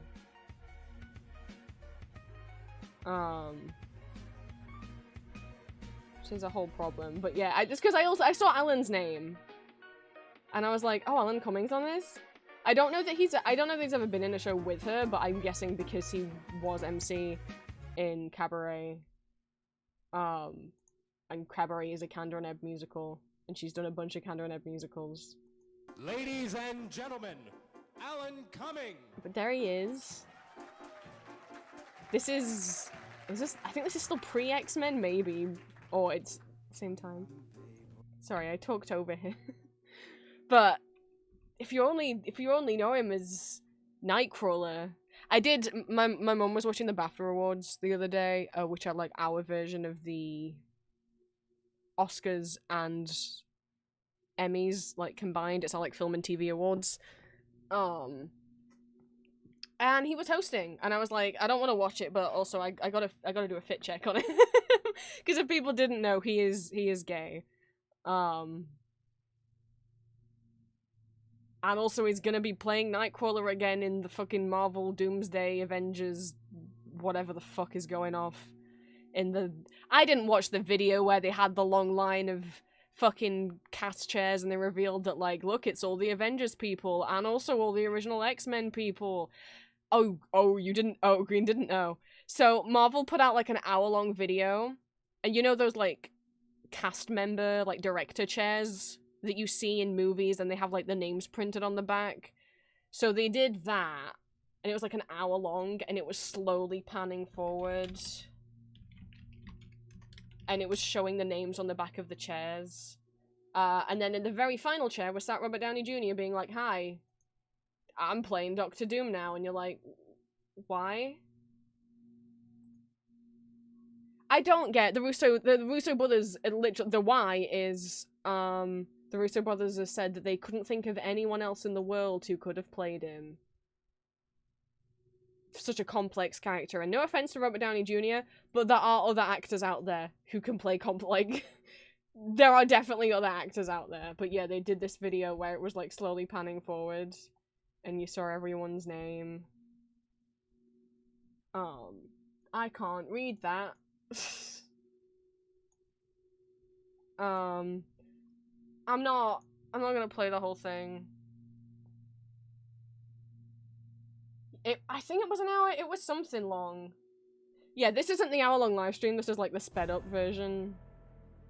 So, Thor.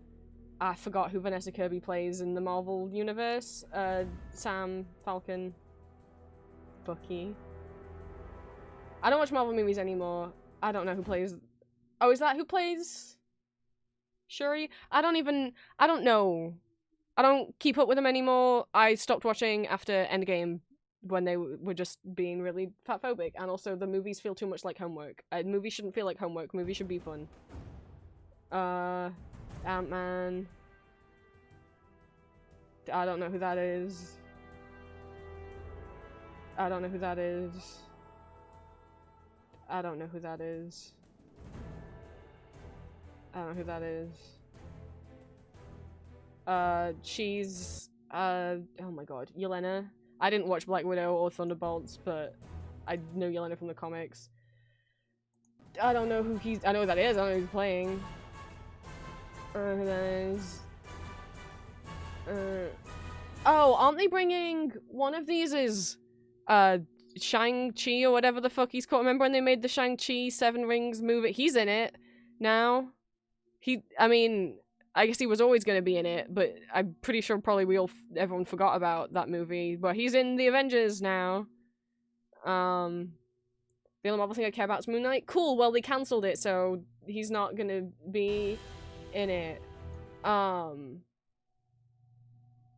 I didn't recognize Joseph Quinn. So Joseph Quinn's playing the Human Torch in the new Fantastic Four movie. I was like, why do I know that guy's face? And I googled it and I'm like, I did not. I mean, to be fair, I've never watched anything with Joseph Quinn in. I've seen pictures of how he looks normally, and I've seen pictures of him as Eddie in Stranger Things. I haven't watched Stranger Things, so I guess I'm just used to him having the Eddie hair wig. But very not. Just for some reason, him being blonde made him completely unrecognizable to me.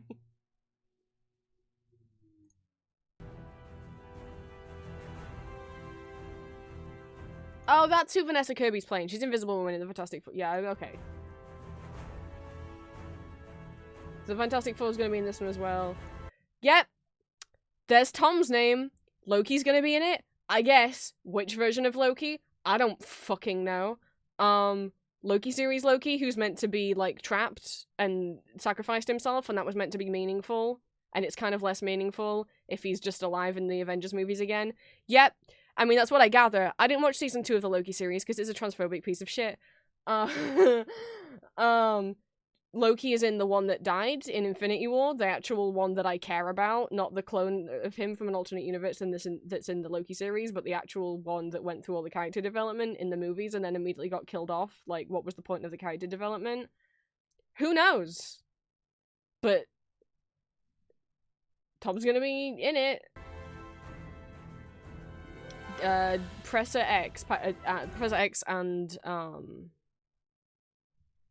my god, Magneto is in Patrick Stewart and Ian McKellen, not James McAvoy and Michael Fassbender.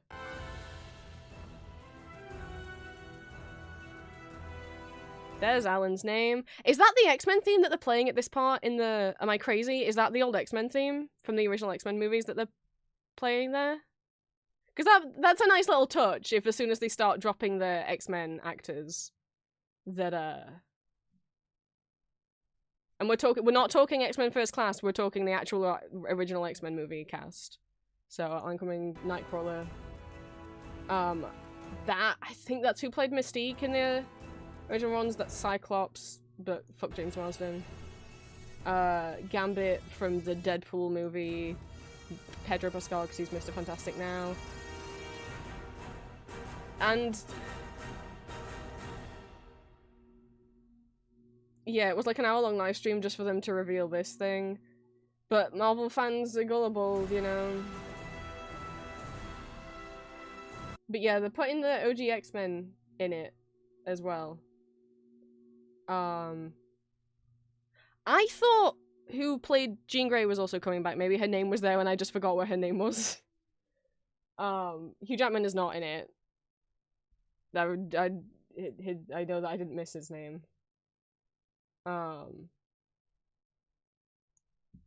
Here we go. Someone wrote down. That was Shuri. Okay. Wyatt is John Walker, US agent. Okay, that's one of the Thunderbolts things. Namor.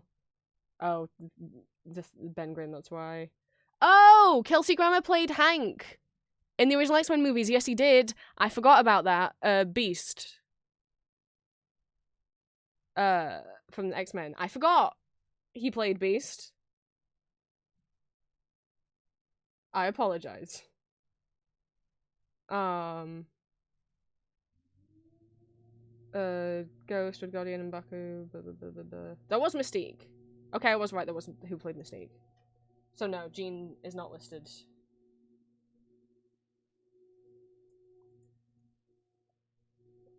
But I don't want to get excited, because, like, fuck you, Marvel. I mean, I hope the actors are having fun. But, like, I don't really think like the Russo brothers. I'm pretty sure they're doing this one as well. I don't want them to mess up Doom. I like Doom, but I don't know. I don't know. Anyway, that was a distraction. Clip to the tutorial show with the Nightcrawler clips. That's true. That's, you know, the only thing is Alan Cumming gets to be Nightcrawler again. So that is that's something.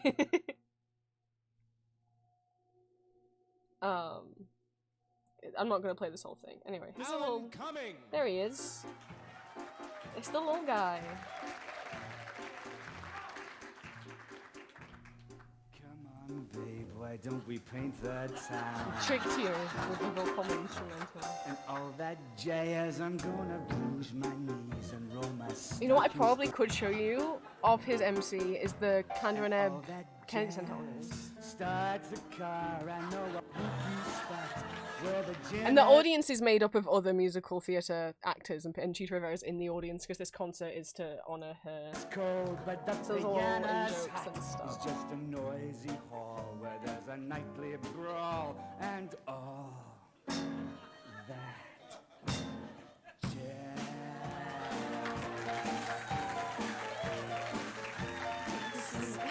I don't know if you only know from if Green only knows him from that corner. Diddly diddly diddly day. 2 cheetahs. 4 cheetahs.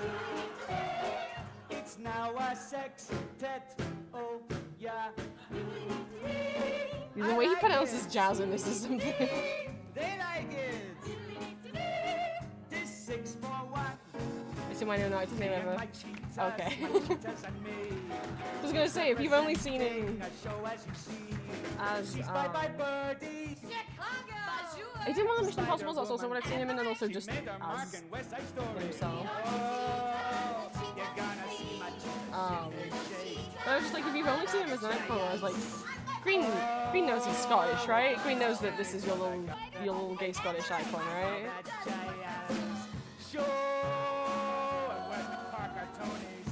Oh, these cheetahs are all phonies. Wouldn't you be No, Green!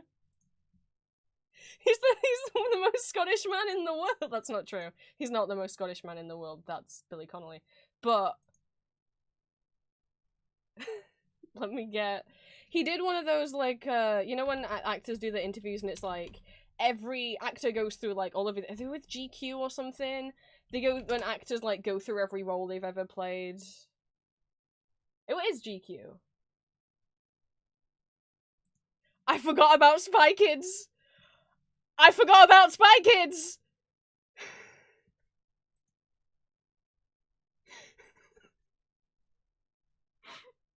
Okay, he's done it 3 times. I forgot about Spy Kids. I sort of think of myself as a theatre man originally, but actually the first professional job I had was an episode of a TV show. And before I'd left drama school, I was allowed to go out to do a play, and I came back and then I was allowed to do a film. So before I even left drama school, I'd done a film, a play, and a TV show. So my classmates hated me.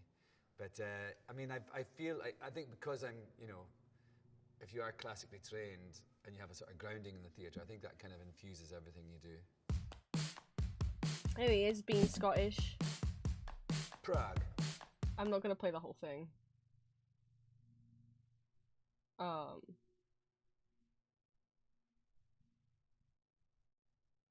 wasn't GoldenEye. Oh, that might be what I'm confusing for, rather than him being in one of the Mission Impossibles. I think I missed. It was great fun. Confusing him being in. The thing was being rebooted, so it was even GoldenEye. more exciting. Because he's like a And it was little Pierce tech Brosnan's hacker. first one. And also they had this thing where it was like they weren't called Bond girls, they called them Bond women.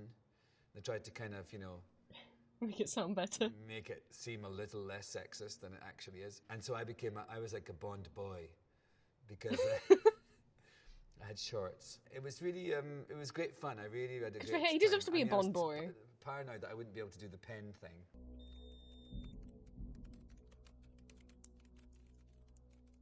He's a little Bond boy.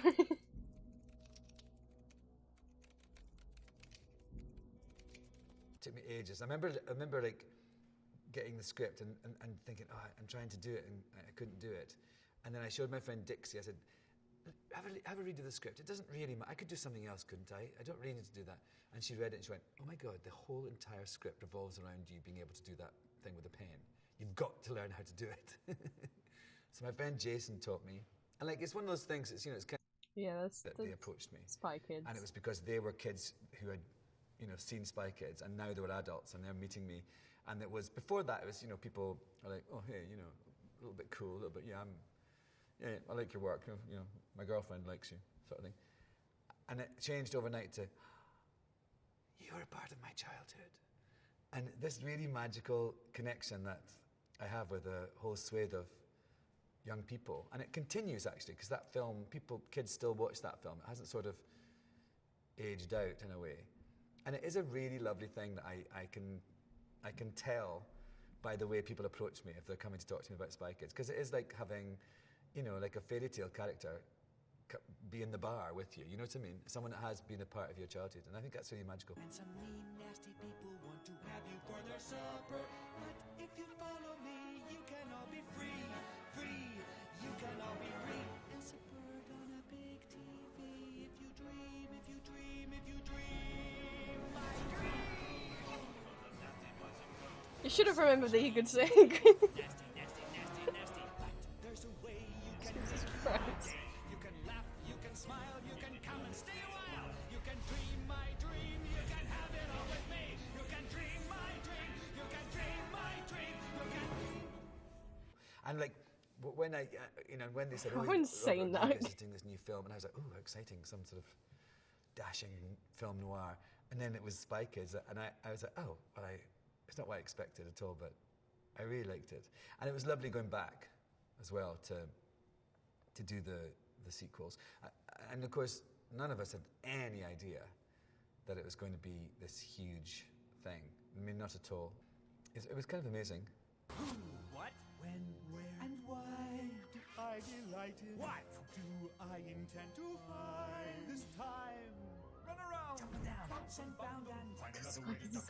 this Isle of Dreams. If you explain And I Spy really Kids like the to film as anyone, well. they Like, wouldn't believe it some films was I've a been in real I movie. really like.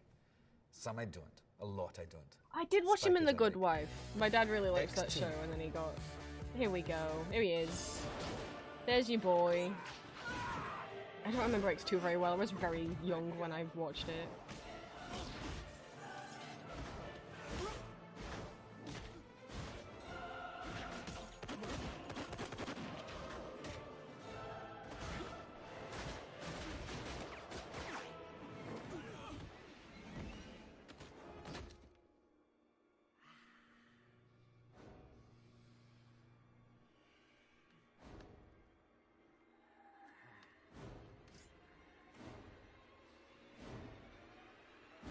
The makeup took about 5 hours, 4.5, depending. You know, Christ. the thing was that all the tattoos they were added at the very last minute, so they didn't have a chance to make little molds of them or whatever, to sort of just bung them on, stick them on.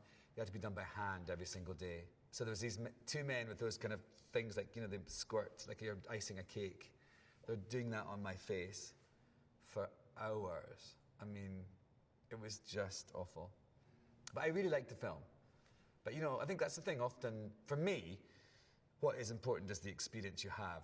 That's more important than the end product, because it's so many things can go wrong. And actually, I would much rather have a great time and have a terrible film. But at least it was a good film. The Good Way.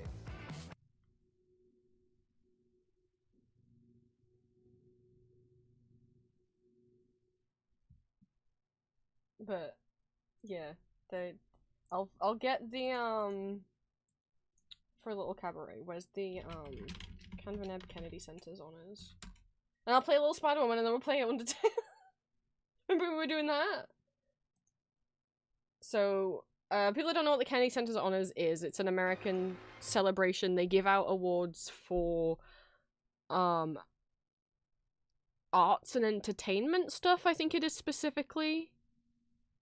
So it doesn't have to be actors, it can also be like directors. It's not musical specific. It could, like Sesame Street won one year, and people were crying. The puppets came, Elmo and all that came, and they performed a little medley, and grown adults in the audience crying because it's Elmo. Who wouldn't? But whenever a musical theatre actor or composer wins one, they always do like a performance, like a medley of those songs. I love watching the Kennedy Center Honor medleys. They're really fun. I love a medley. I love a mashup. So there's a bunch of musical actors and musical composers who've won over the years. And people have put, this isn't going to be mixed just through one ear the entire time, is it? Mr. Ebb. It's Super is just coming through one ear. Okay. Let's find one that's not just coming through one ear. I don't want us all to have to listen to that. God damn it, this one is too. God fucking damn it.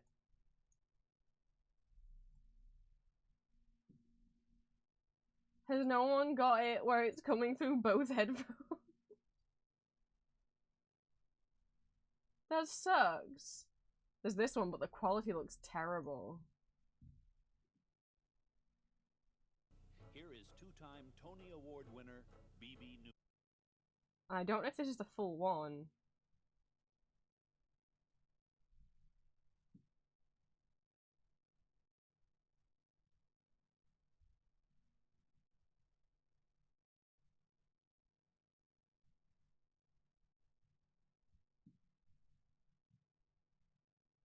It's not, unless I'm thinking of the wrong one.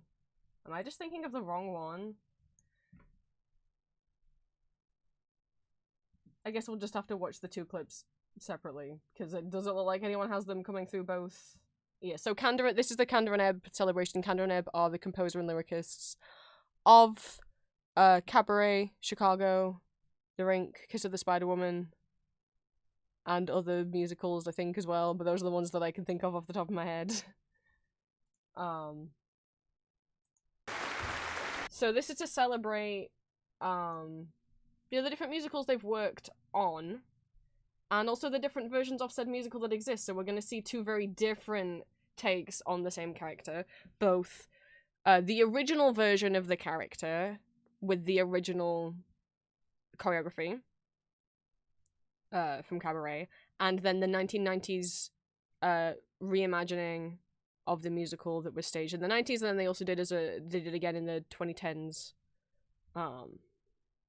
So you can see Kurt Green being a little twin.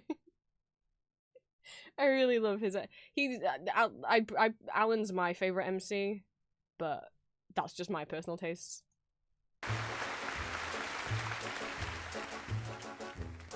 Sorry, the quality's shit.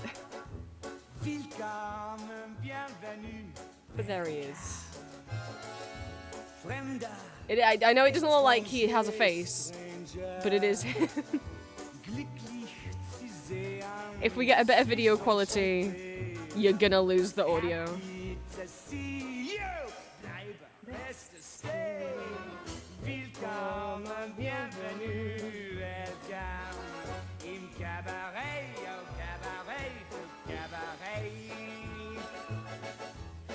Meine Damen und Herren, Mesdames et Messieurs, Ladies and Gentlemen, guten Abend, bonsoir, good evening, wie geht's, comment ça va, do you feel good?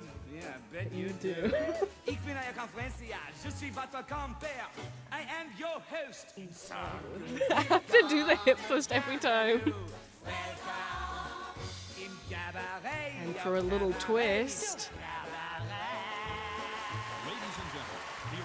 original stage version and movie version, Joel Grey.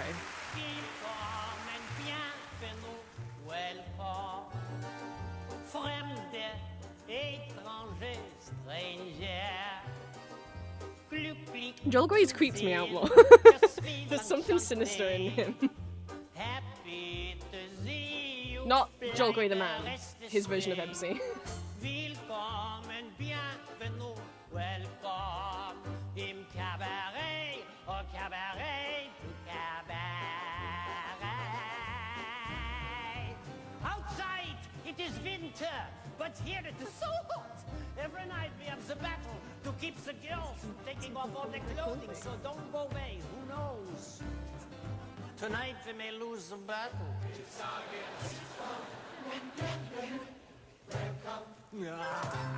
If I didn't have stage right and I had more talent, MC would be a dream role. I love the role so much. Happy to see you,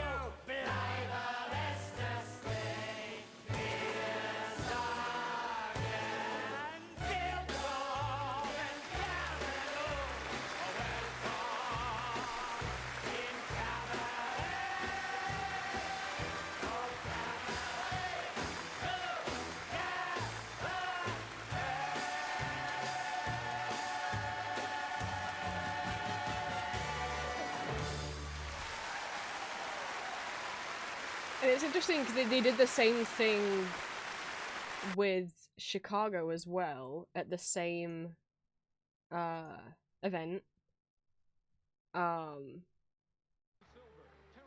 damn it, this is also coming through one ear. Stop!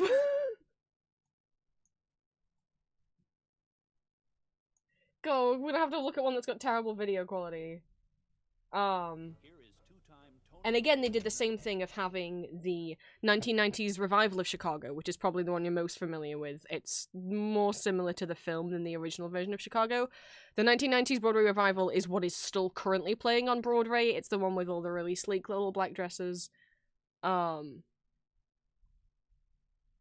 the unwriting choreography. Versus the original choreography and the original cast. But the one I know more as well is the revival. It's just quiet. And all that jazz. I'm gonna But yeah, this is the bruise my choreography that I knees and know. roll my stockings down. And all that jazz. Start the car. I know a whoopee spot where the gin is cold, but the piano's hot. It's just a noisy hall where there's a nightly brawl. And all that jazz. She won 2 Tonys Here's in my Cantor girl. and Ebb musicals and created Chicago's Velma I love her Kelly. so much. She's Cheetah amazing. Rivera. As Cheetah. Slick your hair and wear your buckle shoe. And all that jazz, I hear the father dip is gonna blow the blues. And all that jazz, hold on, hun, we're gonna bunny hug. I bought some aspirin at a United Drug in case you shake apart and want a brand new start to do a diet. Jazz.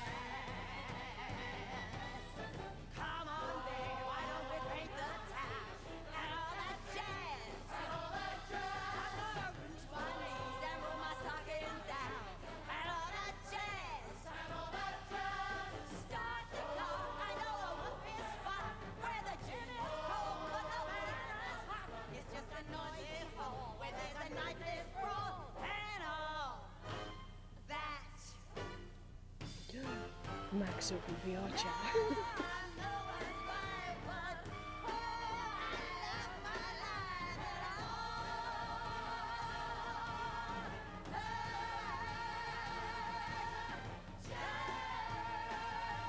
Oh, Squid, I hope you get to play MC one day if it's what you want. But, I guess... Hang on, let me find... the actual version then.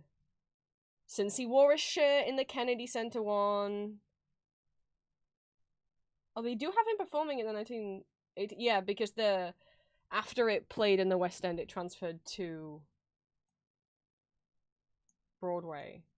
So this is the 1998 Tony Awards performance. Every night, 500 people spend a couple of hours steeped in decadence and depravity. No, not the White House press briefing. God, I just the jokes they try and do. Here he is. You can see his face here. Welcome, bienvenue. Welcome. There's the little guy. Fremda, étranger, stranger. He's gorgeous. Glücklich zu sehen, je suis enchanté. Happy to see you. Bleibe feste, stay. Here's what TikTok has shown me. Good. TikTok did a good thing for once. Im Cabaret, au Cabaret, au Cabaret. Meine Damen und Herren, Mesdames et Messieurs, Ladies and Gentlemen, guten Abend, bonsoir, good evening, wie geht's, comment ça va, do you feel good? Yeah, I bet you do. Ich bin euer Konferencier, je suis votre compère, I am your host. I'm just you have to do the hip thrust every time. Welcome in Cabaret, au There we go. Cabaret, au Cabaret. Outside it is winter, but in here it's so hot. Ooh. Every night we have to battle with the girls to keep them from taking off all of their clothings. So don't go away. Who knows? Tonight we may lose the battle.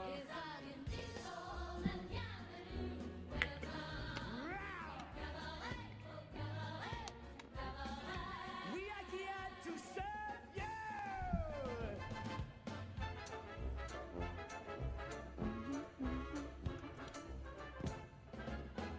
And that's the other thing I think people forget with Cabaret, is sometimes they complain that like things are like a little too gritty or not the best song. It's like, that's the point. This takes place in the Kit Kat Club, which is a shitty CD club that has like subpar performers. That's meant to be the plot. It's not the best club with the best singers. Like, they're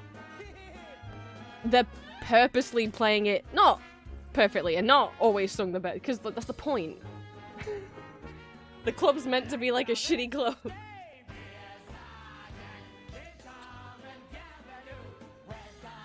Hello.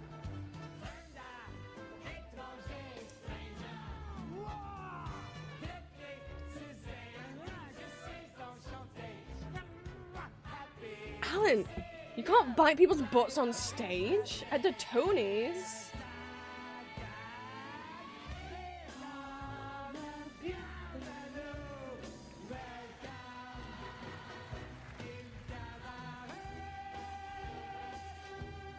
The money song, oh, the money song was going around on TikTok. Sure can. Green.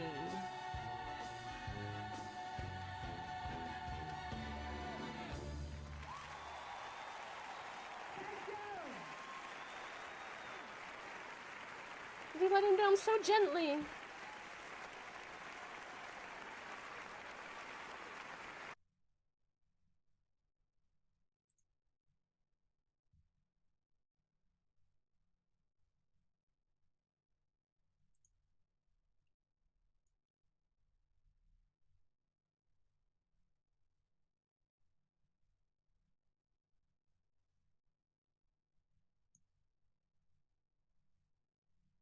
What is this?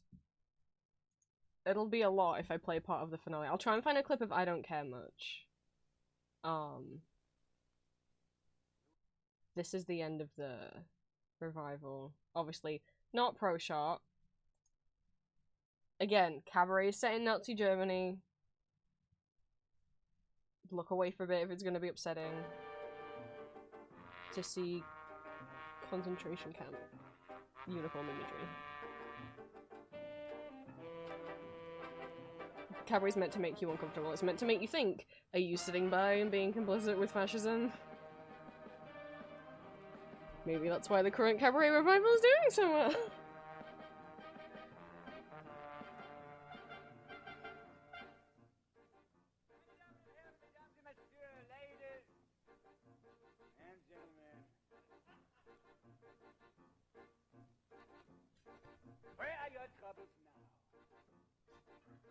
got them?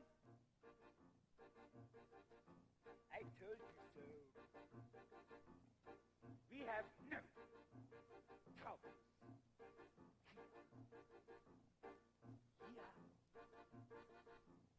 Lying through his teeth to protect himself. Because I'm beautified. Even the orchestra is beautified. Because if he wasn't complicit in this stuff, there's him next. In, you know, in his case, in some of the case, obviously, in the characters like Sally, she's complicit because she's like, well, the leopards aren't eating my face yet, so doesn't affect me. Whereas with MC, it's like, no, he very much has the face that leopards want to eat, so he's pretending he don't, so that he doesn't die. Not every production has MC be Jewish and or queer, but this one does. And the orchestra just going like, getting fucked up.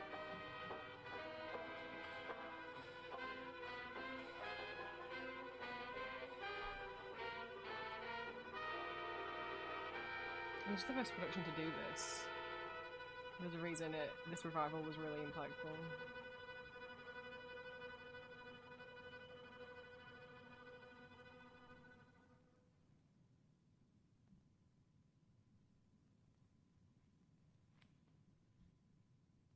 You know, the live where I was like, are you ready? Am I gonna be naked underneath?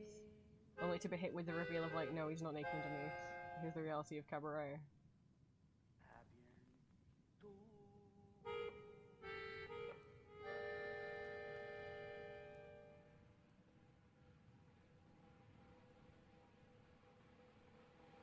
I think both started on the camera.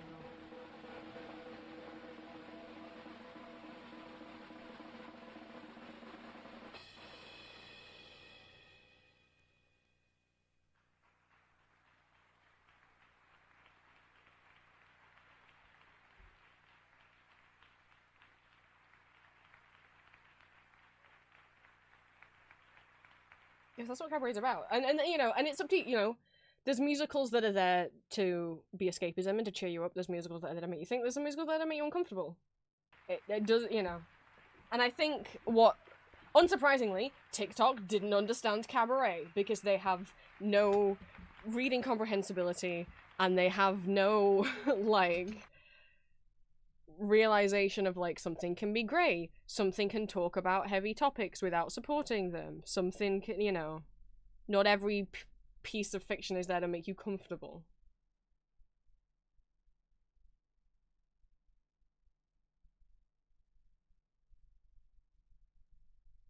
Anyway, I'll show you Kiss of the Spider Woman.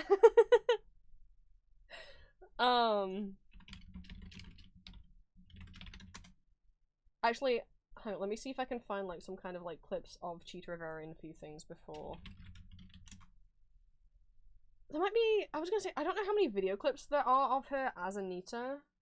There might be a Tony Awards performance. I think maybe. It depends what song they did for West Side Story at the Tony Awards.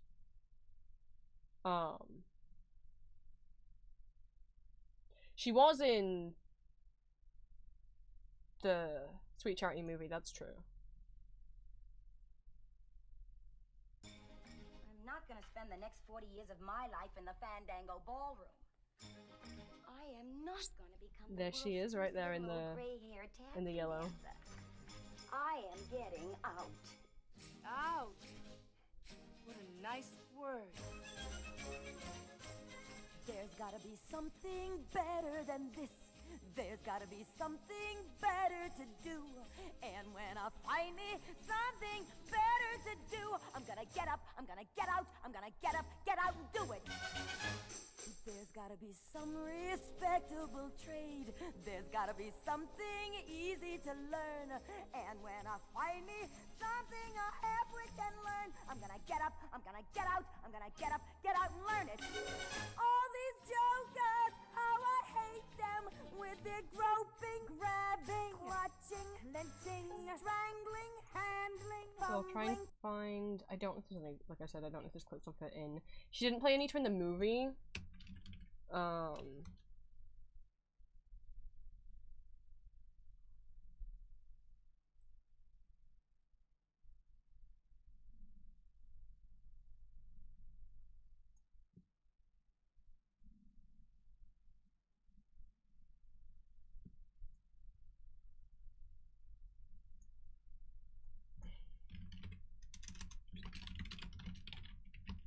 Tony Awards, was it 1968? God, I don't remember. I don't know if there was a clip of... Maybe not, there doesn't seem to be.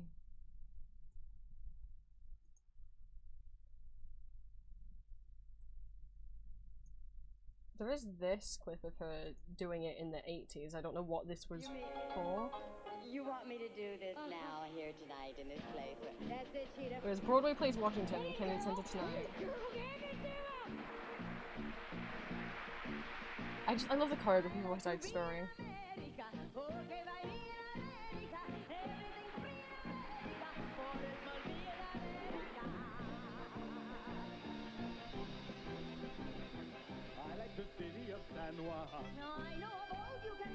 There's soap bubbles at me? Oh my god. Hundreds of flowers in full bloom. Hundreds of people in each room. It's when she dances I can't take my eyes off her.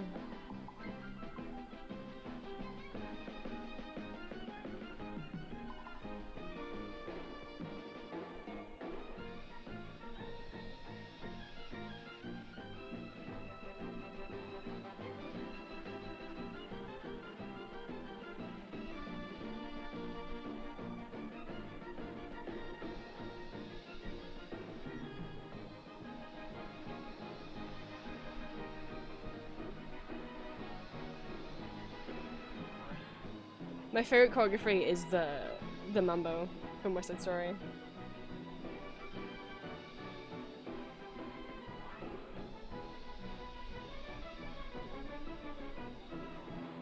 Which I, again, don't have a clip, but I do have a clip of her, I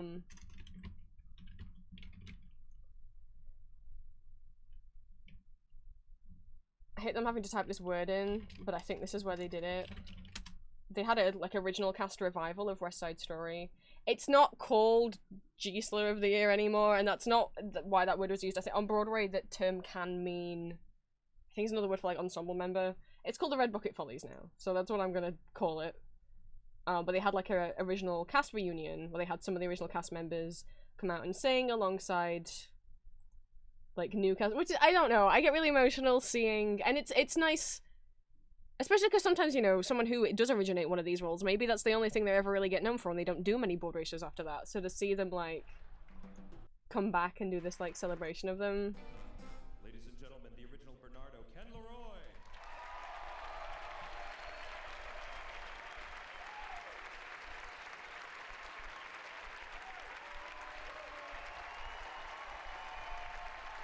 I don't know. Even if I'm like, I haven't seen the original cast, but there's something about cast reunions and stuff that I enjoy and get emotional about.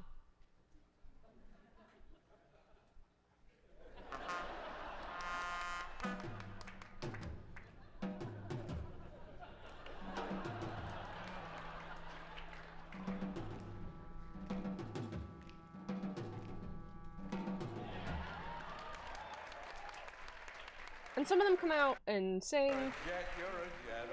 And some of them, obviously, like, some of them, especially depending on the age, because by this point they're in their 60s, if not older. Some of them, singing voices aren't as strong as some of them are not going to be able to dance around. Cheetah is...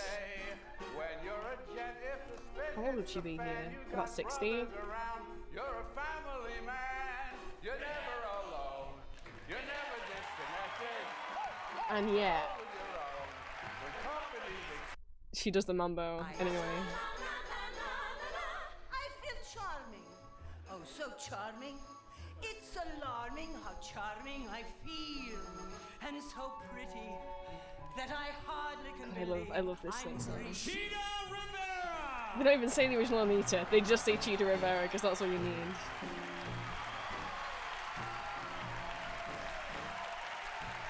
I love this song.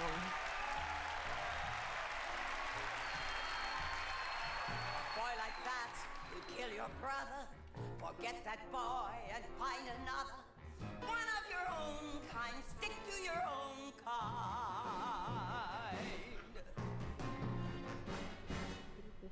I love also the 2009 revival of West Side Story. They performed the song in Spanish in the musical. They put a bunch of the songs in Spanish. It's gorgeous in Spanish. But my heart Or Anita's singing in Spanish and Maria starts to slip into English throughout the song, because, you know, what's happening?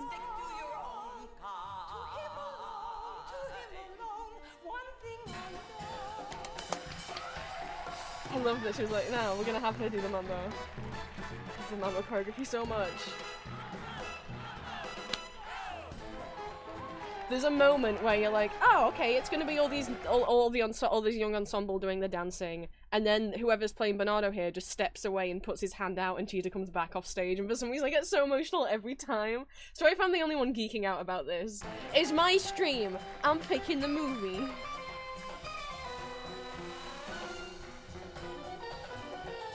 But the moment, as soon as he steps off to the side of the stage and puts his hand out, I start getting emotional.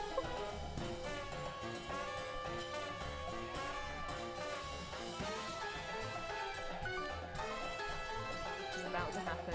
Here we go.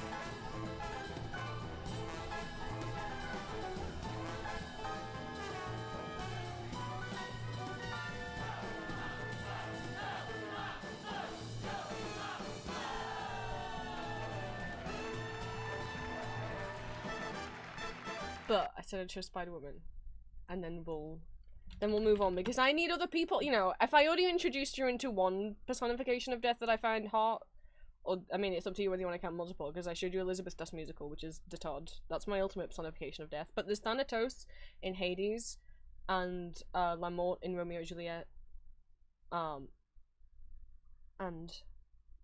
her name is Aurora.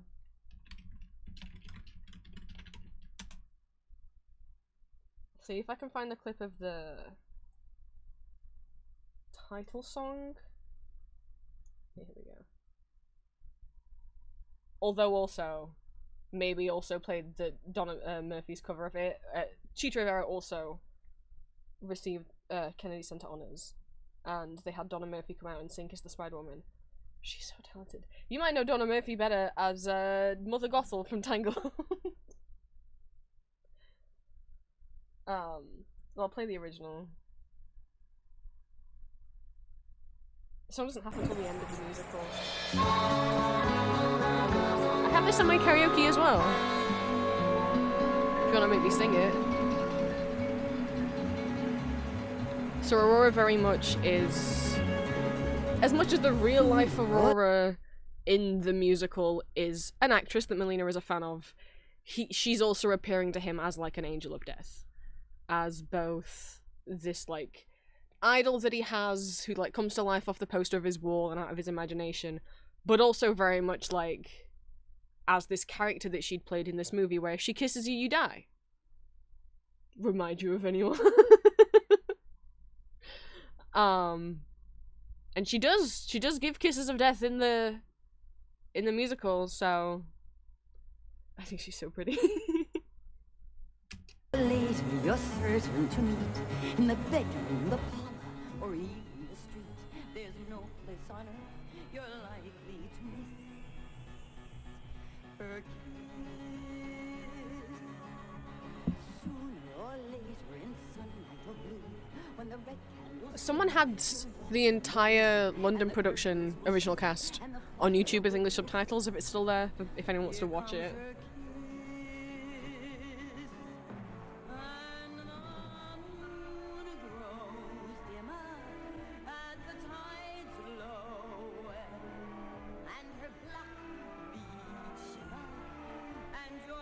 Also, you know, because I gotta slip his name in, there is also a Austrian production of Kiss the Spider-Woman where Drew Sarich plays Melina. and his wife, Anne Mandrella, plays Aurora. So, I've never seen a video bootleg of it. I've got an audio bootleg of it.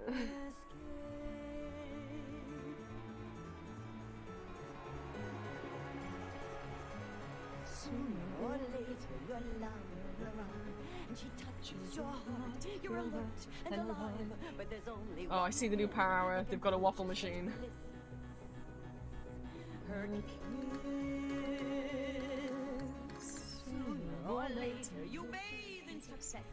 I just realized it's been 2.5 hours. We can get like an hour or two of Undertale in. You guys don't mind if the Undertale stream also has maybe I should I stop stream and then restart it for Undertale, because the VOD is gonna be like, people are gonna be like, wow, an Undertale playthrough, and then it's gonna be 2.5 hours of me talking about musicals.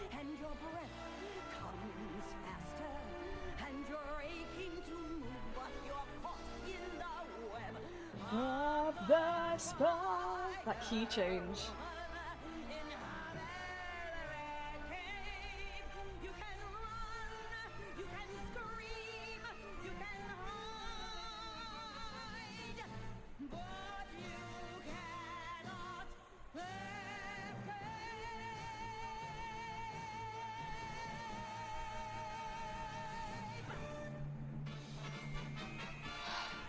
She's gorgeous.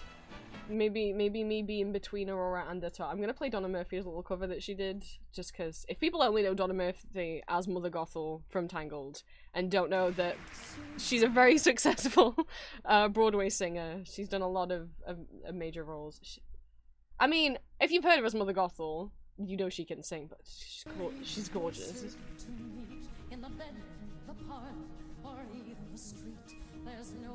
She's got such a recognizable voice.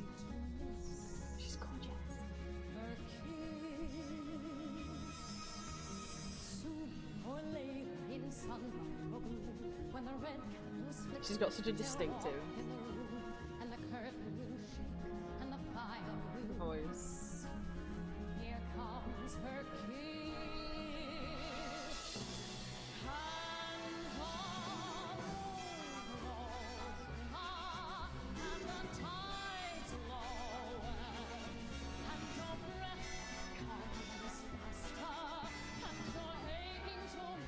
you're caught in her web.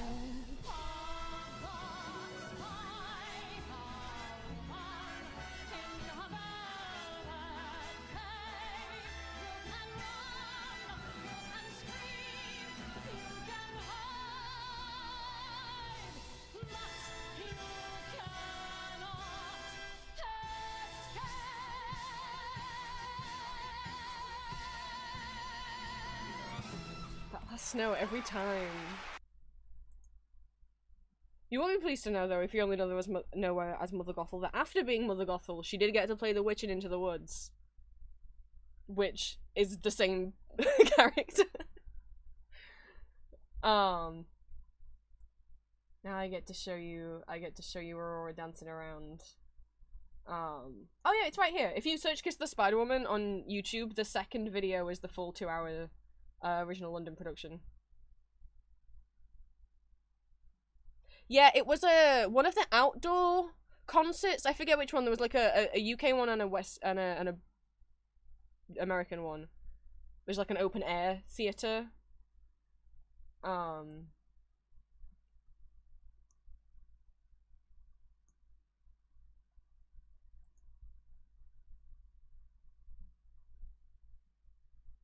So yeah. South American country.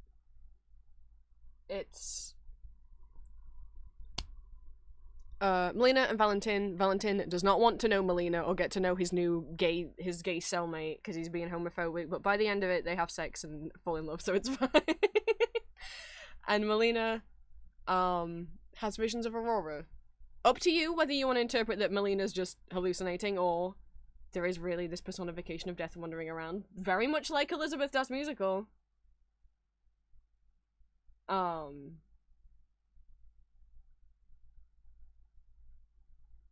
I love it. And the thing, and Cheetah is like, again, a few years out from being told she'd never be able to dance again because her whole leg got shattered. and also like in her late 40s here. She's gorgeous. Please. I maybe me between Aurora and a Todd. Maybe that's where I need to be. Maybe that'd make me feel better. Where two men, a window dresser from a department store, Hello, and a Liza political Minnelli. prisoner share a small cell. In order to endure his confinement, the window dresser Let me go back. Liza's going to explain the plot to you. There you go.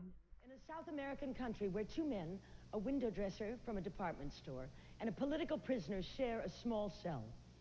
In order to endure his confinement, the window dresser escapes into his own world of fantasy, the world of the movie musicals.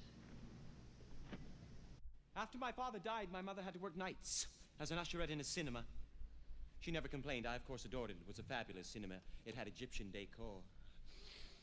Since there was no one to look after me, she took me with her when she went to work, and she sat me in the front row.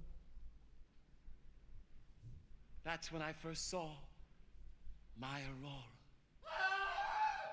Shut up, you fool. Listen. Oh, I don't hear what I don't want to hear. They're bringing a prisoner back from interrogation. They're gonna make us look at him to frighten us. Well, I look, but I don't see. Deaf, dumb, and blind. You take my advice, Mr. Revolutionary. When you feel you've gone to hell in a handbasket. Sorry if the mic's picking my dad. And sneezing. the world in which you dwell, no paradise. I've some counsel I can give. She's so pretty. Don't smoke, kids. But she's the personification of death. She can do it. It's fine.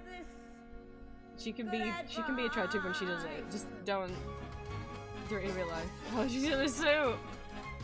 You've got to learn how not to be where you are. The more you face reality, the more you scar. So close your eyes. Women in suits. And be a movie star. Why must you stay where you are? She's so pretty. Don't mind me. I simp over guys all the time. Let me simp over a lady for once. The slice of hell you call your life is harsh and mean. So why not lie beside me on a movie screen? Why must you see what you've seen? And if you find that you'll land in jail, a little fantasy will not fail. It's just as simple as ABC. Come on in, play with me. Play with me. You got to learn how not to do what you This is a shortened version of the song because it's the Tony Awards, but the actual one has a much longer dance break in it. So build a palace where you're the Shah, and we'll embrace in that Shangri-La. If you run away, some matinee from where you are. Little struts with their hands in her pockets.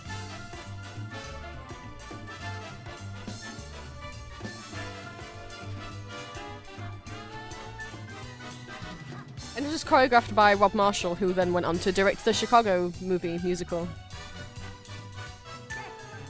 Which is why that movie's so good, because it's made by someone who's been in the musical theatre world, not just a random person, Tom Hooper.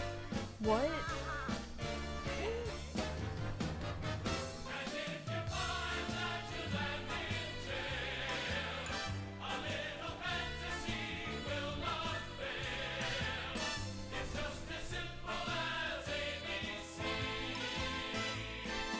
Come up here, play with me.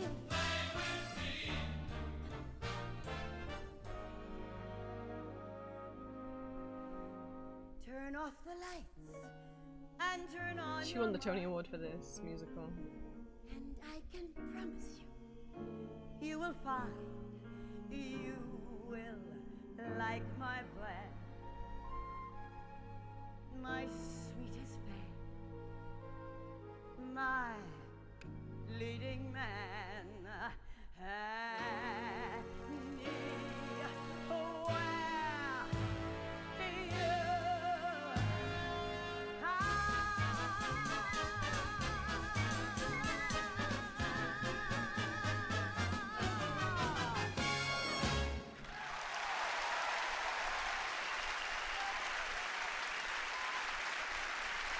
I'll try and see.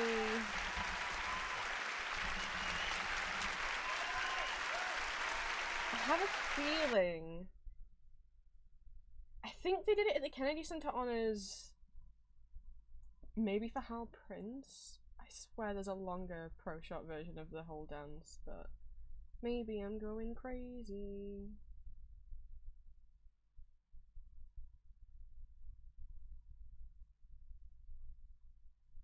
Oh no, there's the para where they've waffled things.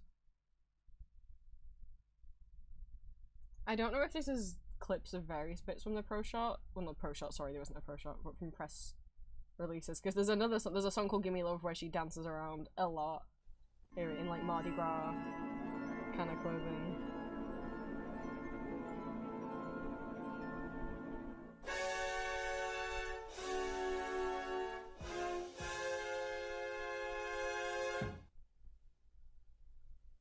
Which I see coming up. There she is. There's a fire, don't bring me a home. Call me a coward, that's true, I suppose. But all I want is beauty,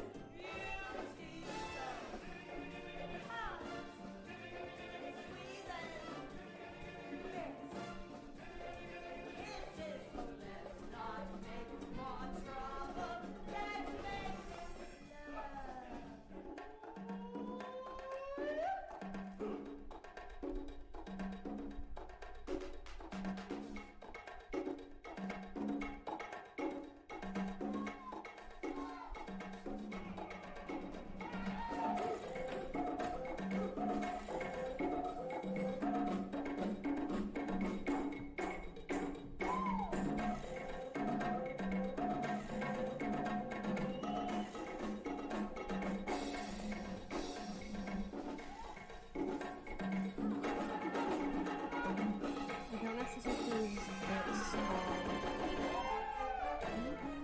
the morphing tango.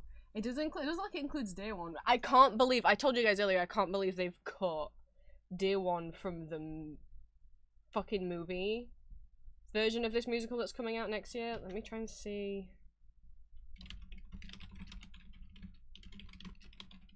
They're going crazy. I swear there's a longer recording of the dance. Oh, there's this one.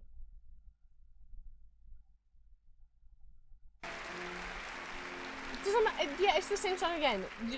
Let me indulge in this. I'll skip forward to where we You've got to learn how not to see what you see. I think this is the extended one with the longer dance sequence. Maybe it's not. So why not lie beside me? Maybe it's exactly the same. Why must you see what you've seen? And if you find that you land in jail, a little fantasy will not fail. It's just as simple as ABC. Come up here, play with me, play with me. You've got to learn how not to do. It might be the exact same version. I think it's the exact same version. Never mind.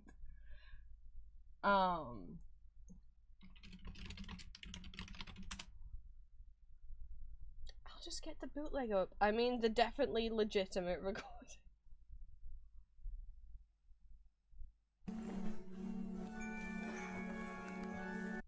Let's find it. We'll just find it. It's fine.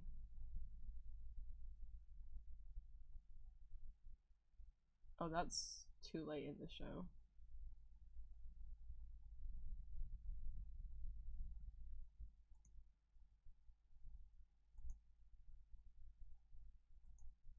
I can't remember if the cast album version includes the full dance bit or not, because it is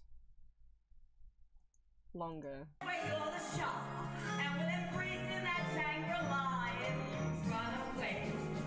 Oh, someone's put together clips of different bootlegs, so it's got multiple camera angles.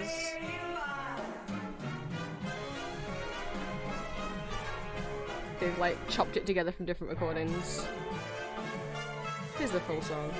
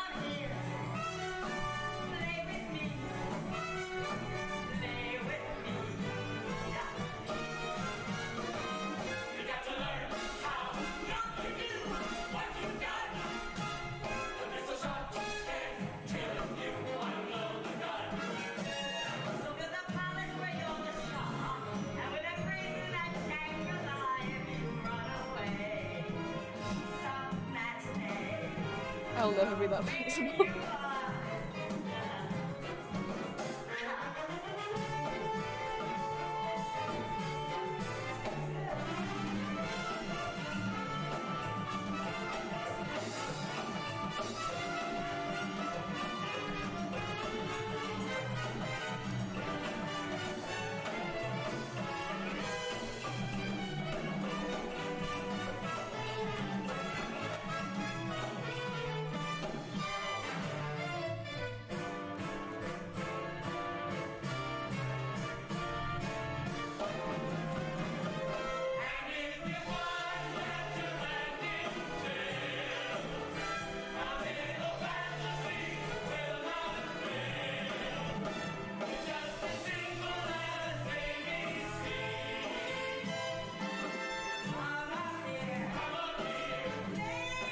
Oh, I remember the plot of the Morphine Tango song now.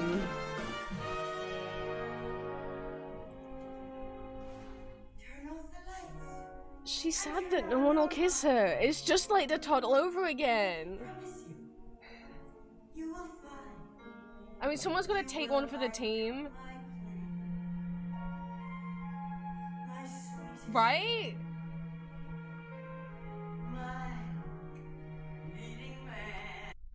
Find it where Aurora comes to him. Go away. You know what I've been. I only want to talk. Why are you afraid? I've always been afraid. Why? I don't know.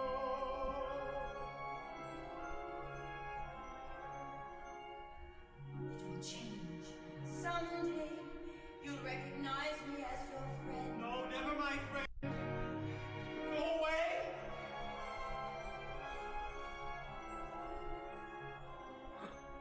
And she's in blue light. I am beautiful. Yes, you are. And I am warm and kind and gentle. Why don't you like me? I don't. I like you. So you're beautiful and warm and kind and gentle. Someday you will understand. I am your friend. Someday you will kiss me. Never, never. Go away. Go away. Someday you'll give in. Of course you will. All men do. Yes, all men kiss me. And you will too. You part my lips and rest yours there. You run your fingers through my hair. Your cries of pleasure heat the moonlight air. When you kiss me, you will kiss And she means, I mean, everyone does have to kiss her one day if she's death, right? not now. Anyways, this song didn't make it into the movie, I guess. Not now. Every personification of death deserves a song where they get to seduce the little gay boy based in blue light, wanting. Sorry. I can't believe they've cut Day One. That's ridiculous. It feels like such an important song for the show. It's not one of Aurora's songs, but it's Melina's mother and Valentine's girlfriend, who are on the outside, not in prison, like singing, you know, how they still think of each other and reading their letters that they're sending to each other. It's a gorgeous song.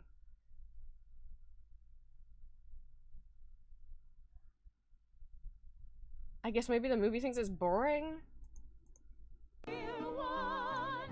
I'll play it from the cast album because I don't know how good the quality of this is gonna be. Are there any other clips of Aurora to be like, no guys, you don't understand, look at her. Nothing but good times. They're going to be scattering those clouds of gray. And all of those her background on her dress? I can't tell. I'm going to be packing up and leaving town today. So put on a smile, start waving your hand. Whatever was grim is going I'm pretty sure there's a back cut out.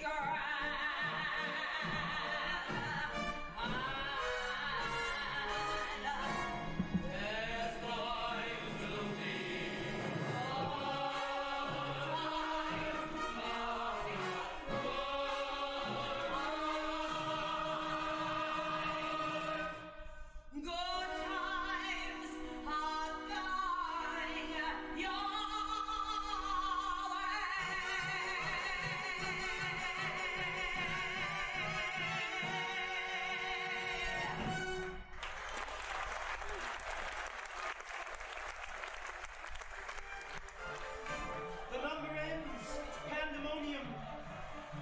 They don't want to let her go.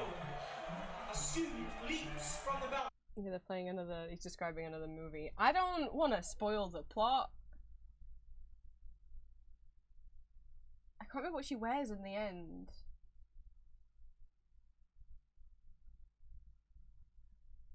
I guess if you don't want spoilers, I'll try and skip the actual plot. I'll just be like, no, see? Anyway, Aurora's here now. Oh, she's gorgeous. Sorry, this is the bit where Prince simps over another personification of death. And that's Melina gets to wear the nice suit now.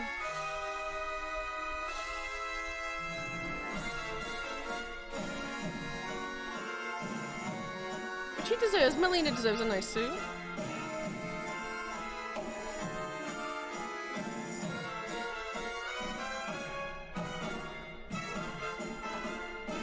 And we get a tango. Give me a tango.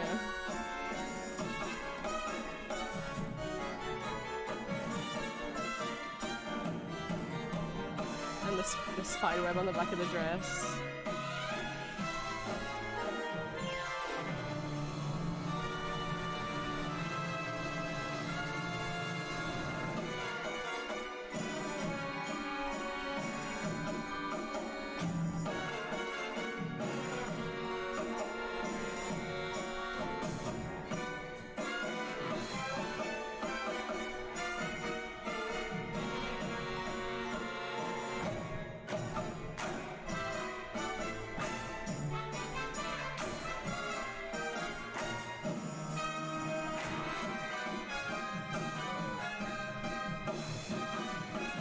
But I don't want to spoil anything, because some people said they might want to watch this.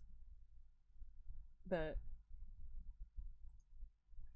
I'll play a little bit of Dear One, and then I might actually stop and restart streams so that there can be a separate VOD for Prince rambled for a long time about musicals, and then Prince actually played Undertale for a couple hours.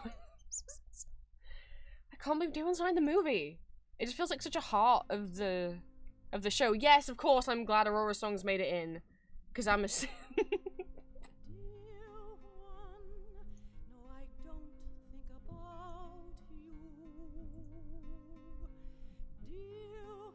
Anyway, if you go see Spider-Woman, I'll link this entire... This is the full production, it's also got English subtitles on it.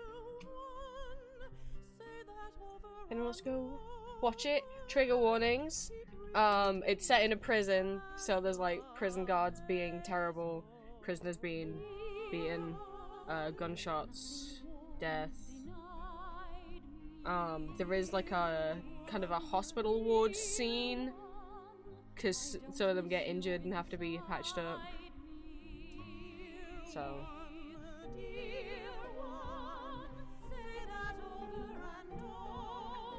I mean, okay, Day One's 6 minutes long, but I feel like it's important as well. Because it's also, Melina's mother and Valentine's girlfriend, you know, it's important to remember that they're there. Melina's mother's very much weaponized against him as well, by the prison warden.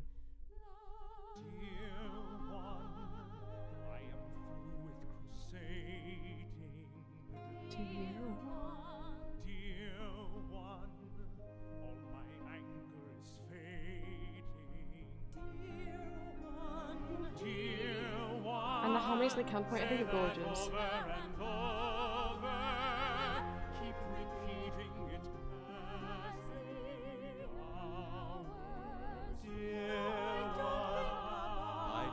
There's Melina as well. So Melina and Valentine, and Melina's mother and Valentine's girlfriend.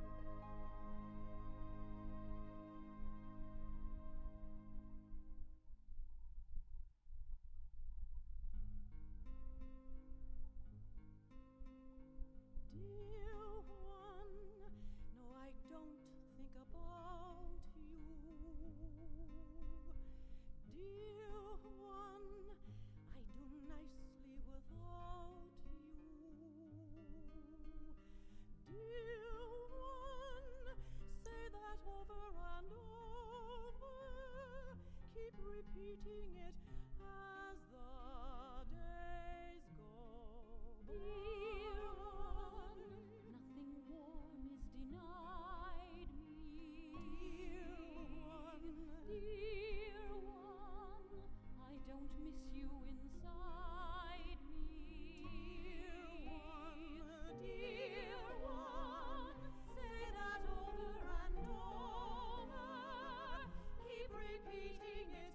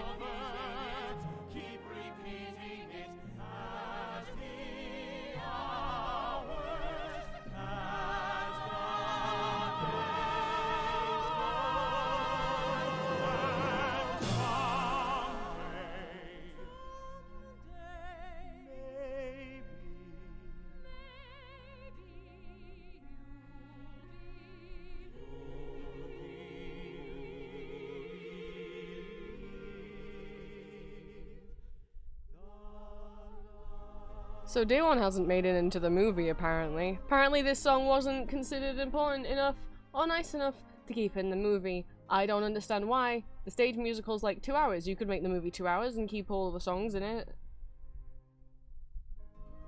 What the fuck?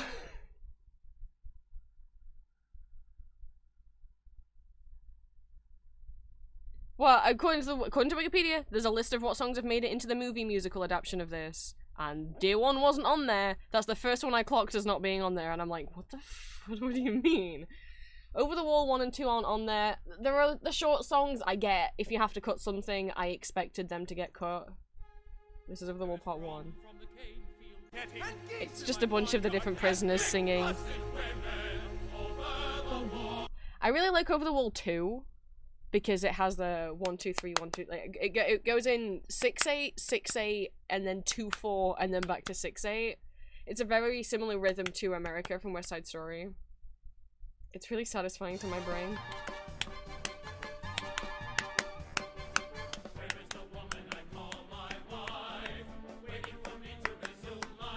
But because of that one bar of Too Far, it's so hard to count.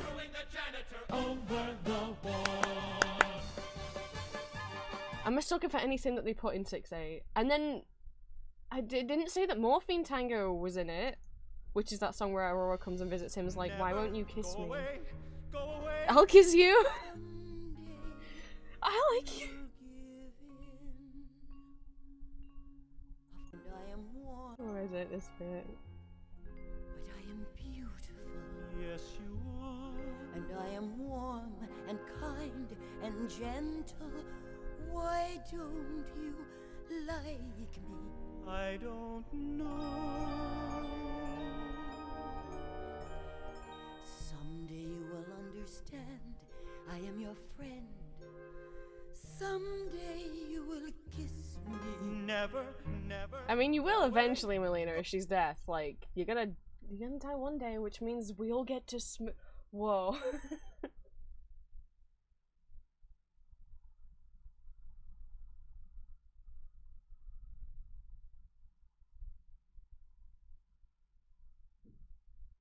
Anyway, have I talked about Kiss the Spider Woman?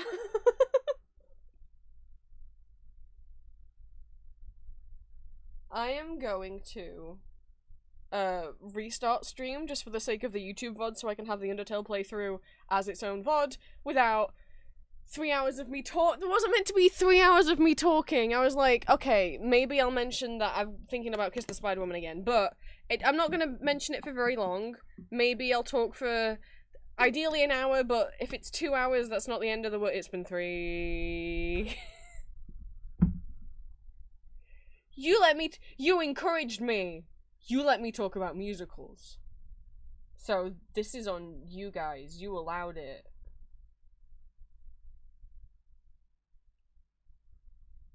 So.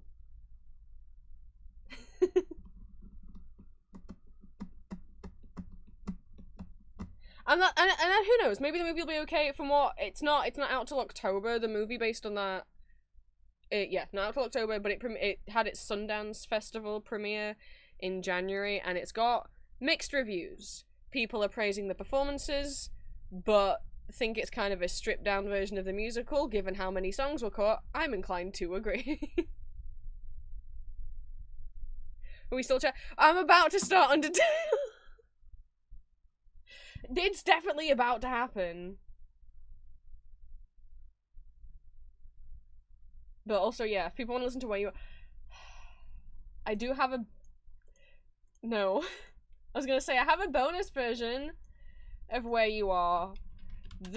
Oh god, I'm terrible! I could keep showing you musical videos for forever and not run out. There's 2, like, gender-bent musical concerts that happen every year. I think they're both very fun.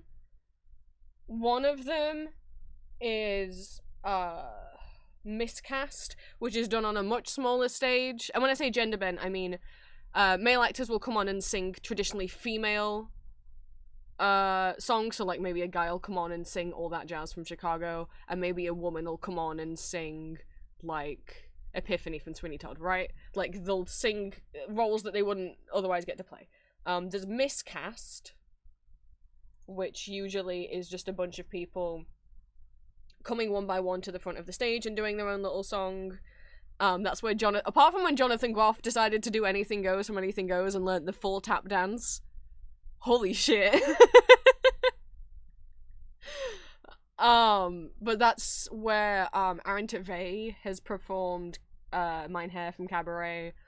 There's Raul Esparza and Lin-Manuel Miranda doing A Boy Like That from West Side Story. Raul is Maria and Lin-Manuel Miranda is Anita.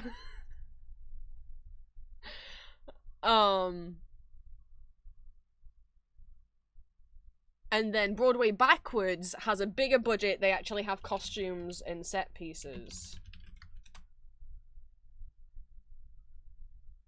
And Broadway Backwards, there's a couple real nice. Broadway Backwards has full-on set pieces and costumes. They have like a bigger budget for it. Both are to raise money for like AIDS charities, or various charities. There's been a couple, like some of the nice ones. There was a running gag for a bit of Andrew Keenan Bogler. He was doing like back-to-back Broadway Backwards performances of just being like a little guy getting a crush on a on a man and getting flustered. And if you don't know who Andrew Keenan Bogler is, you do, because Green does, because he plays Jonathan in that silly Dracula play that I don't remember the name of, but he's Jonathan Harker in the silly Dracula play that was going around TikTok, where Dracula's like in like a tank top and like being all seductive and whatever. He's Jonathan Harker in that.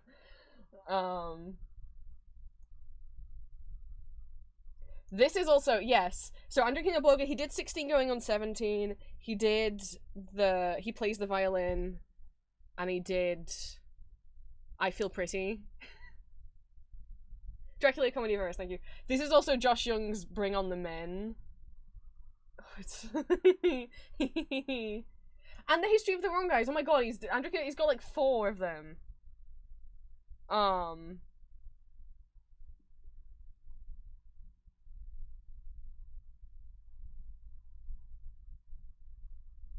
But there's a couple. There was one they did. Oh, there's a Theodosia, but it's like single moms. That's cute. There was a performance they did of songs from Roger and Hammerstein's Cinderella. They did Impossible, and they had non-binary actor playing non-binary character Cinderella who's like not being accepted, and like AMAB non-binary or trans femme, I'm not sure, and gets to like go to the ball and wear a dress. And then Harrison G, who played Jerry and Daphne in Some Like It Hot, as the fairy god being, because Jay is non-binary. Last year they did or this year they did fucking limits, One Day More, or Do You Hear the People Sing, but had a big trans flag at the end instead of the French flag.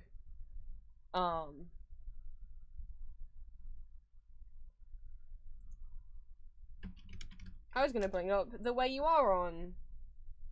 It's Gavin Creel, who sadly passed away, and Andrew Rannells, who you might recognize. He's been in several silly movies, but also Falsettos, Wizard in Falsettos.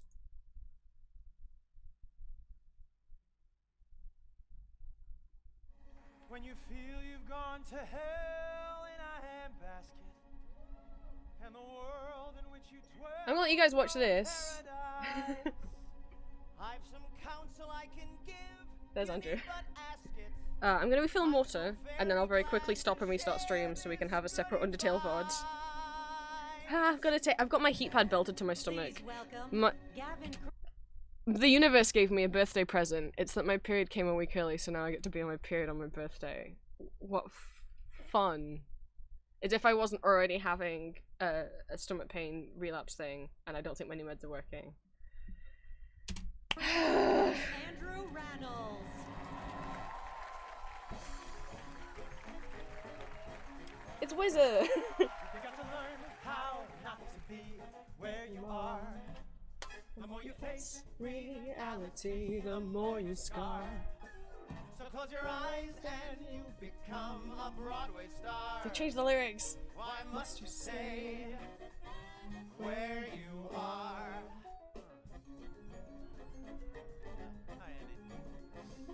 You got to learn waistcoats. how not to see what you've seen.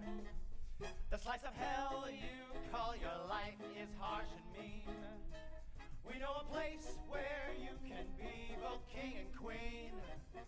Why must you see what you've seen? And if you find that you'll land in jail, a little fantasy will not fail. It's just as simple as ABC.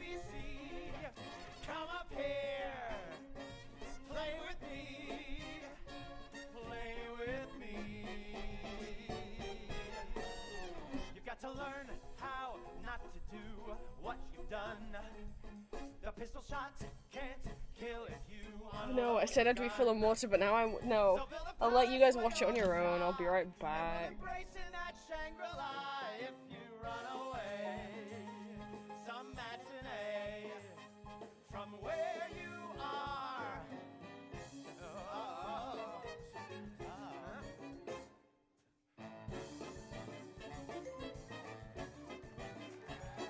You've got to learn how not to be where you are.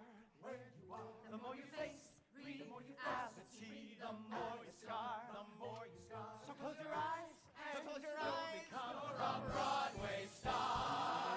Why must you stay where you are?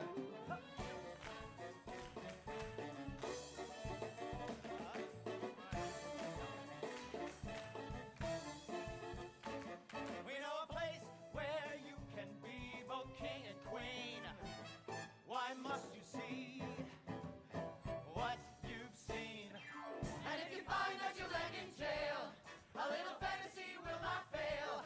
It's just as simple as ABC. Come up here, play with me, play with me. You've got to learn how not to do what you've done. The pistol shots can't kill if you unload the gun.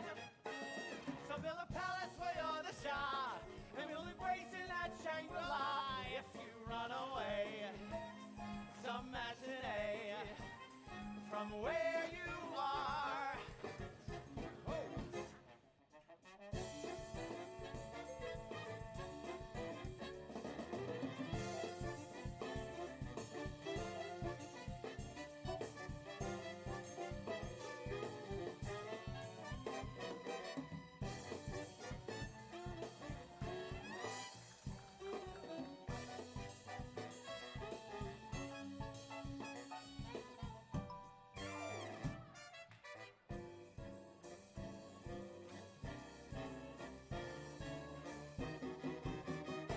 And if you find that you'll end in jail, a little fantasy will not fail. It's just as simple as ABC. Come up here, play with me.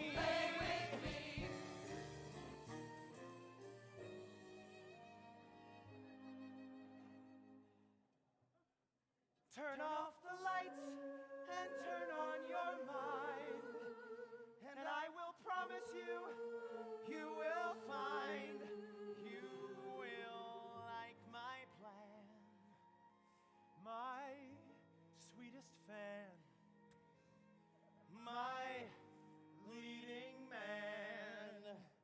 Anywhere you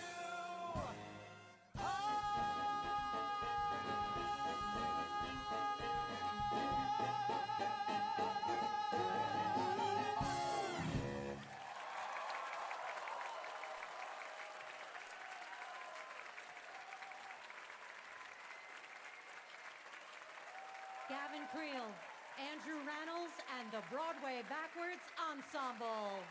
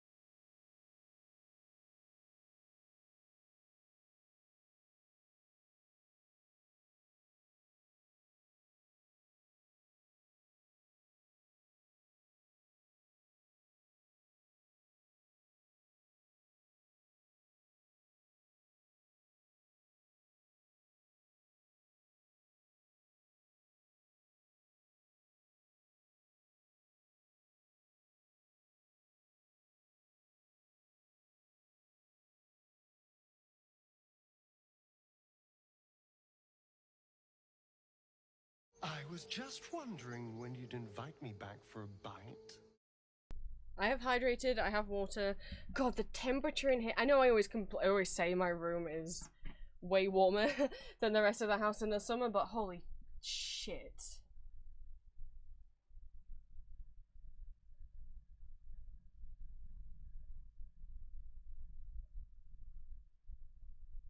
It's like cold in the rest of the house. That's not fair. Okay. We're gonna actually do a couple hours of Undertale now.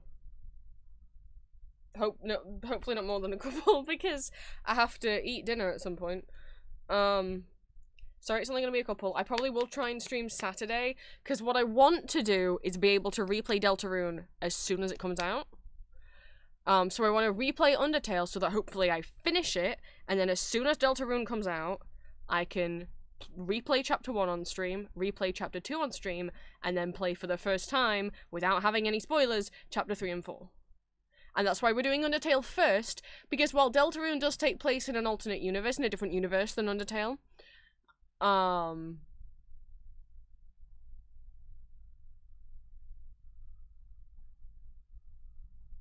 if anyone here is going to watch me play Deltarune and hasn't seen Undertale, there are things... It is a sequel. There are things that you will not understand about Deltarune that are callbacks, that are Easter eggs, that are recurring characters that you won't understand unless you play Undertale or see Undertale first, so... the Portal to Hell is probably back. Oh, Green, it didn't leave. Because it hasn't gotten below 20. I mean, that's not true, I think it was 18 yesterday, but it hasn't really consistently been below 20 since the heat wave. It just it hasn't cooled down in here.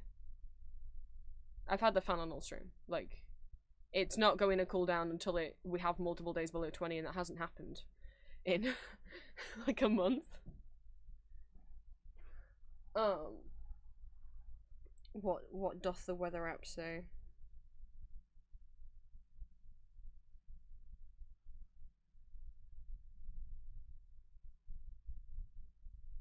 Might start getting below 20. Oh, it's meant to be 17 outside right now? Well, that's fun. That's really cool. It's 25 in here, but sure, it's 17 outside. It might rain on Sunday? In my room, maybe? That'd be nice.